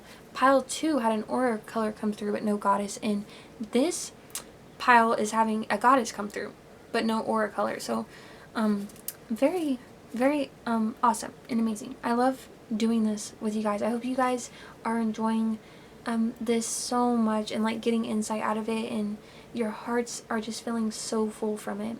Let me shuffle our decks. I'll be right back. I also just heard from Spirit, like, you could take your pick of any of the greats from history, and like, you are amongst them. You are one of the greats. Alright, let's go over the cards that came out from our Figures from History deck. We have Harriet Tubman, the Freedom Bringer. Harriet Tubman represents courage, resistance, liberation. The quote on this card is, "Lead others to the light. Your strength uplifts others." And this card is a reminder that the path to freedom is never easy. The symbols associated with this card are lantern, railroad tracks, and North Star. Next we have Rasputin, the Shadow Mystic, keywords being power, manipulation, and mystery. Control comes from unseen forces. Charisma and intuition bring influence. Beware of deceit and control. Hypnotic eyes, cross, dark cloak. These are all messages for you, pile 3, from Spirit, so just let them land wherever they resonate. Next we have Merlin, the Arcane Guide. Wisdom, magic, mystery. The answers lie in the unseen. Knowledge beyond the ordinary awaits. Magic without wisdom can be dangerous. Staff, Owl, Spellbook. Lastly, we have Confucius, the teacher of order, keywords being discipline, wisdom, and legacy. Structure creates harmony. Tradition and respect create stability. Too much rigidity, however, stifles growth. The symbols here are bamboo, scrolls, and yin yang. And interestingly enough, that's reminding me, I just learned on a trivia show yesterday, I believe it was, bamboo is a grass. I thought that was crazy. Because could you imagine mowing that down with a lawnmower? On the bottom of the deck, we have Geronimo. Okay, this is underlying energy. Geronimo represents the last defender. Survival, warrior, spirit, endurance. Never surrender your soul. Protect what is sacred. Some battles cannot be won. Symbols here are feathered headdress, bow, and desert. And that makes me want to pull from my last unicorn deck, since this card reads the last defender. And if you are especially resonate with the messages that come from this deck, pile 3, you may want to check out pile 1 if that was interesting to you. The gossip on pile 3, I'm hearing for you guys, I just heard specifically, you are hightailing it out of here and getting to, like, your coin, your bag. Okay, like, this is what you're leaving behind. You know, you are riding off on a dark horse, shielding yourself from a fire-breathing dragon. This is a Chariot card. But you're moving into Queen of Coins. Okay, that's the gossip of you. So you're like, you know, being illuminated in this like rosy, people really feel like when they look to your future, they only see it through rose-colored glasses. Let's get some final messages from Spirit. So messages from Spirit, pile 3. Let's get this to focus first.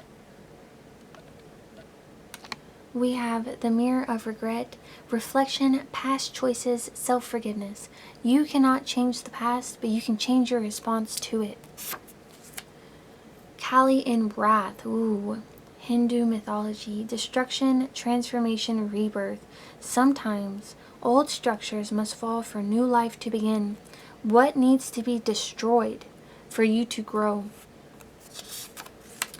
Coyote, Native American folklore. Trickster, foolishness, consequences. A joke can quickly turn into a lesson. Learn before your own tricks turn against you. Ooh, that's really reminding me of pile 1.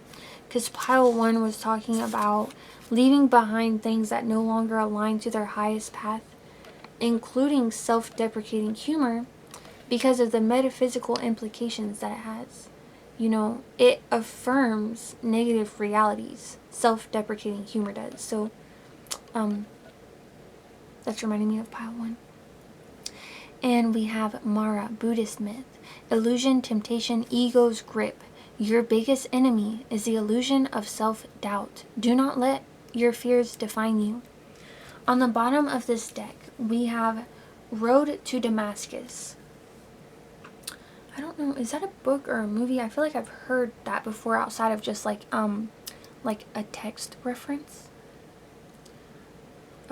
Or like ideology reference. Like I feel like it's a text or a film or something. But this card represents awakening, sudden clarity, redemption. A divine shift is near. Are you ready to change your path?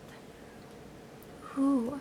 I just channeled for you too, pile 3. You may accidentally like re-stumble upon things that you absolutely loved, absolutely adored in childhood. You may just accidentally re-stumble upon them.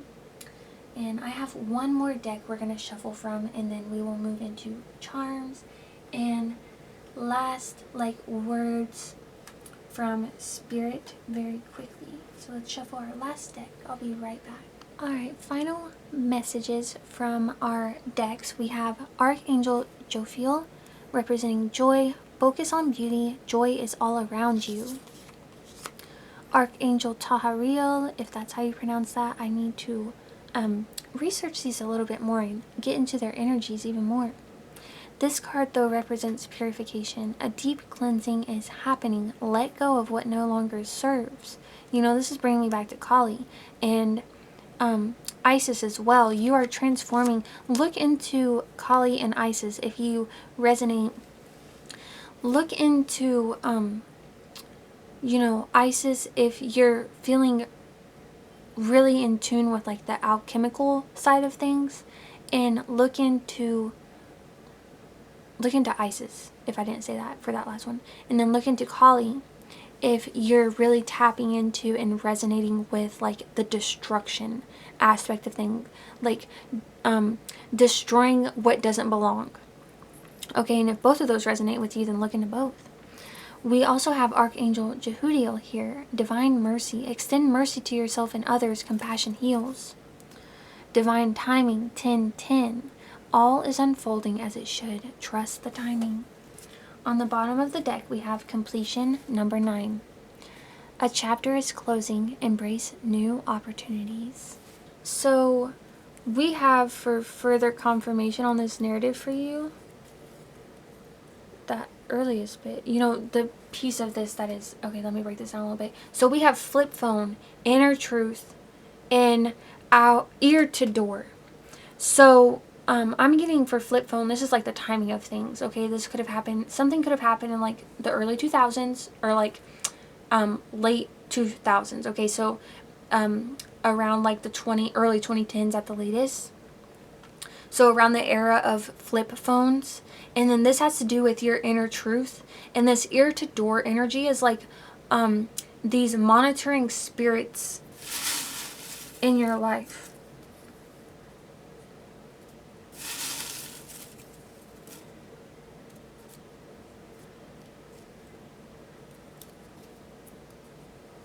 And then we have keepsake, never the same. Okay, next we pulled out a YouTuber who also does tarot readings, Apothecary Healing Intuition, and I will tag them. And we had next come out, spoiler alert. So I was thinking already with her making an appearance that there's a message waiting for you, and it seems like this message actually is something that's like a forewarning or a foreshadowing. And next we pulled out ticks every box and picturing you. Let's do one more round of these messages like this, and then we'll move on to charms and close your reading out, pile 3. Whew. Alright, so we have for final messages, we have stratosphere, don't settle.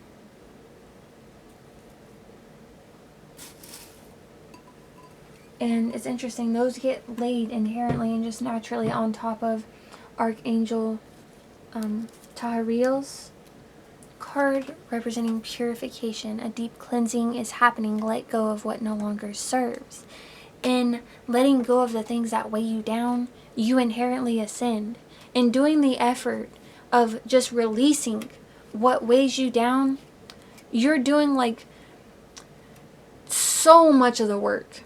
So much of the work of ascending. You know, much of the work of ascending is just releasing what can't ascend with you. You know, and then there's steps to take to ascend further, but like a lot of the work is just releasing. It's that difficult that's where so many of us get stuck. But not you, pile 3. You are ascending, you are soaring high. Fly like an eagle to the sea. Fly like an eagle. We have an owl coming out. We also have a cat charm, and this looks like a black cat to me, even though it's silver, and a dolphin with like a ball. And next we have this like purse with little flowers on it, and this is reminding me of this purse I used to have when I was a child. It was like a plastic purse, and it had my initial on it. And we also have this dog bone. Pile 3, if this reading opens something in you and you feel called to return the energy, offerings of gratitude are welcomed at Cash App Little Lamb 222. Your presence alone is already a gift. If you'd like to keep walking this path with me, don't forget to like, share your thoughts in the comments, and subscribe for more loving messages from Spirit. Let me know you made it to the end by dropping a crown emoji in the comments. And if you'd like to connect with the collective energies moving through the cosmos, you can join me on my other channel, Moonbeam Messages, for intuitive readings rooted in the rhythms of the stars. May you carry this light with you, and remember you are never alone. Thank you for your sacred presence.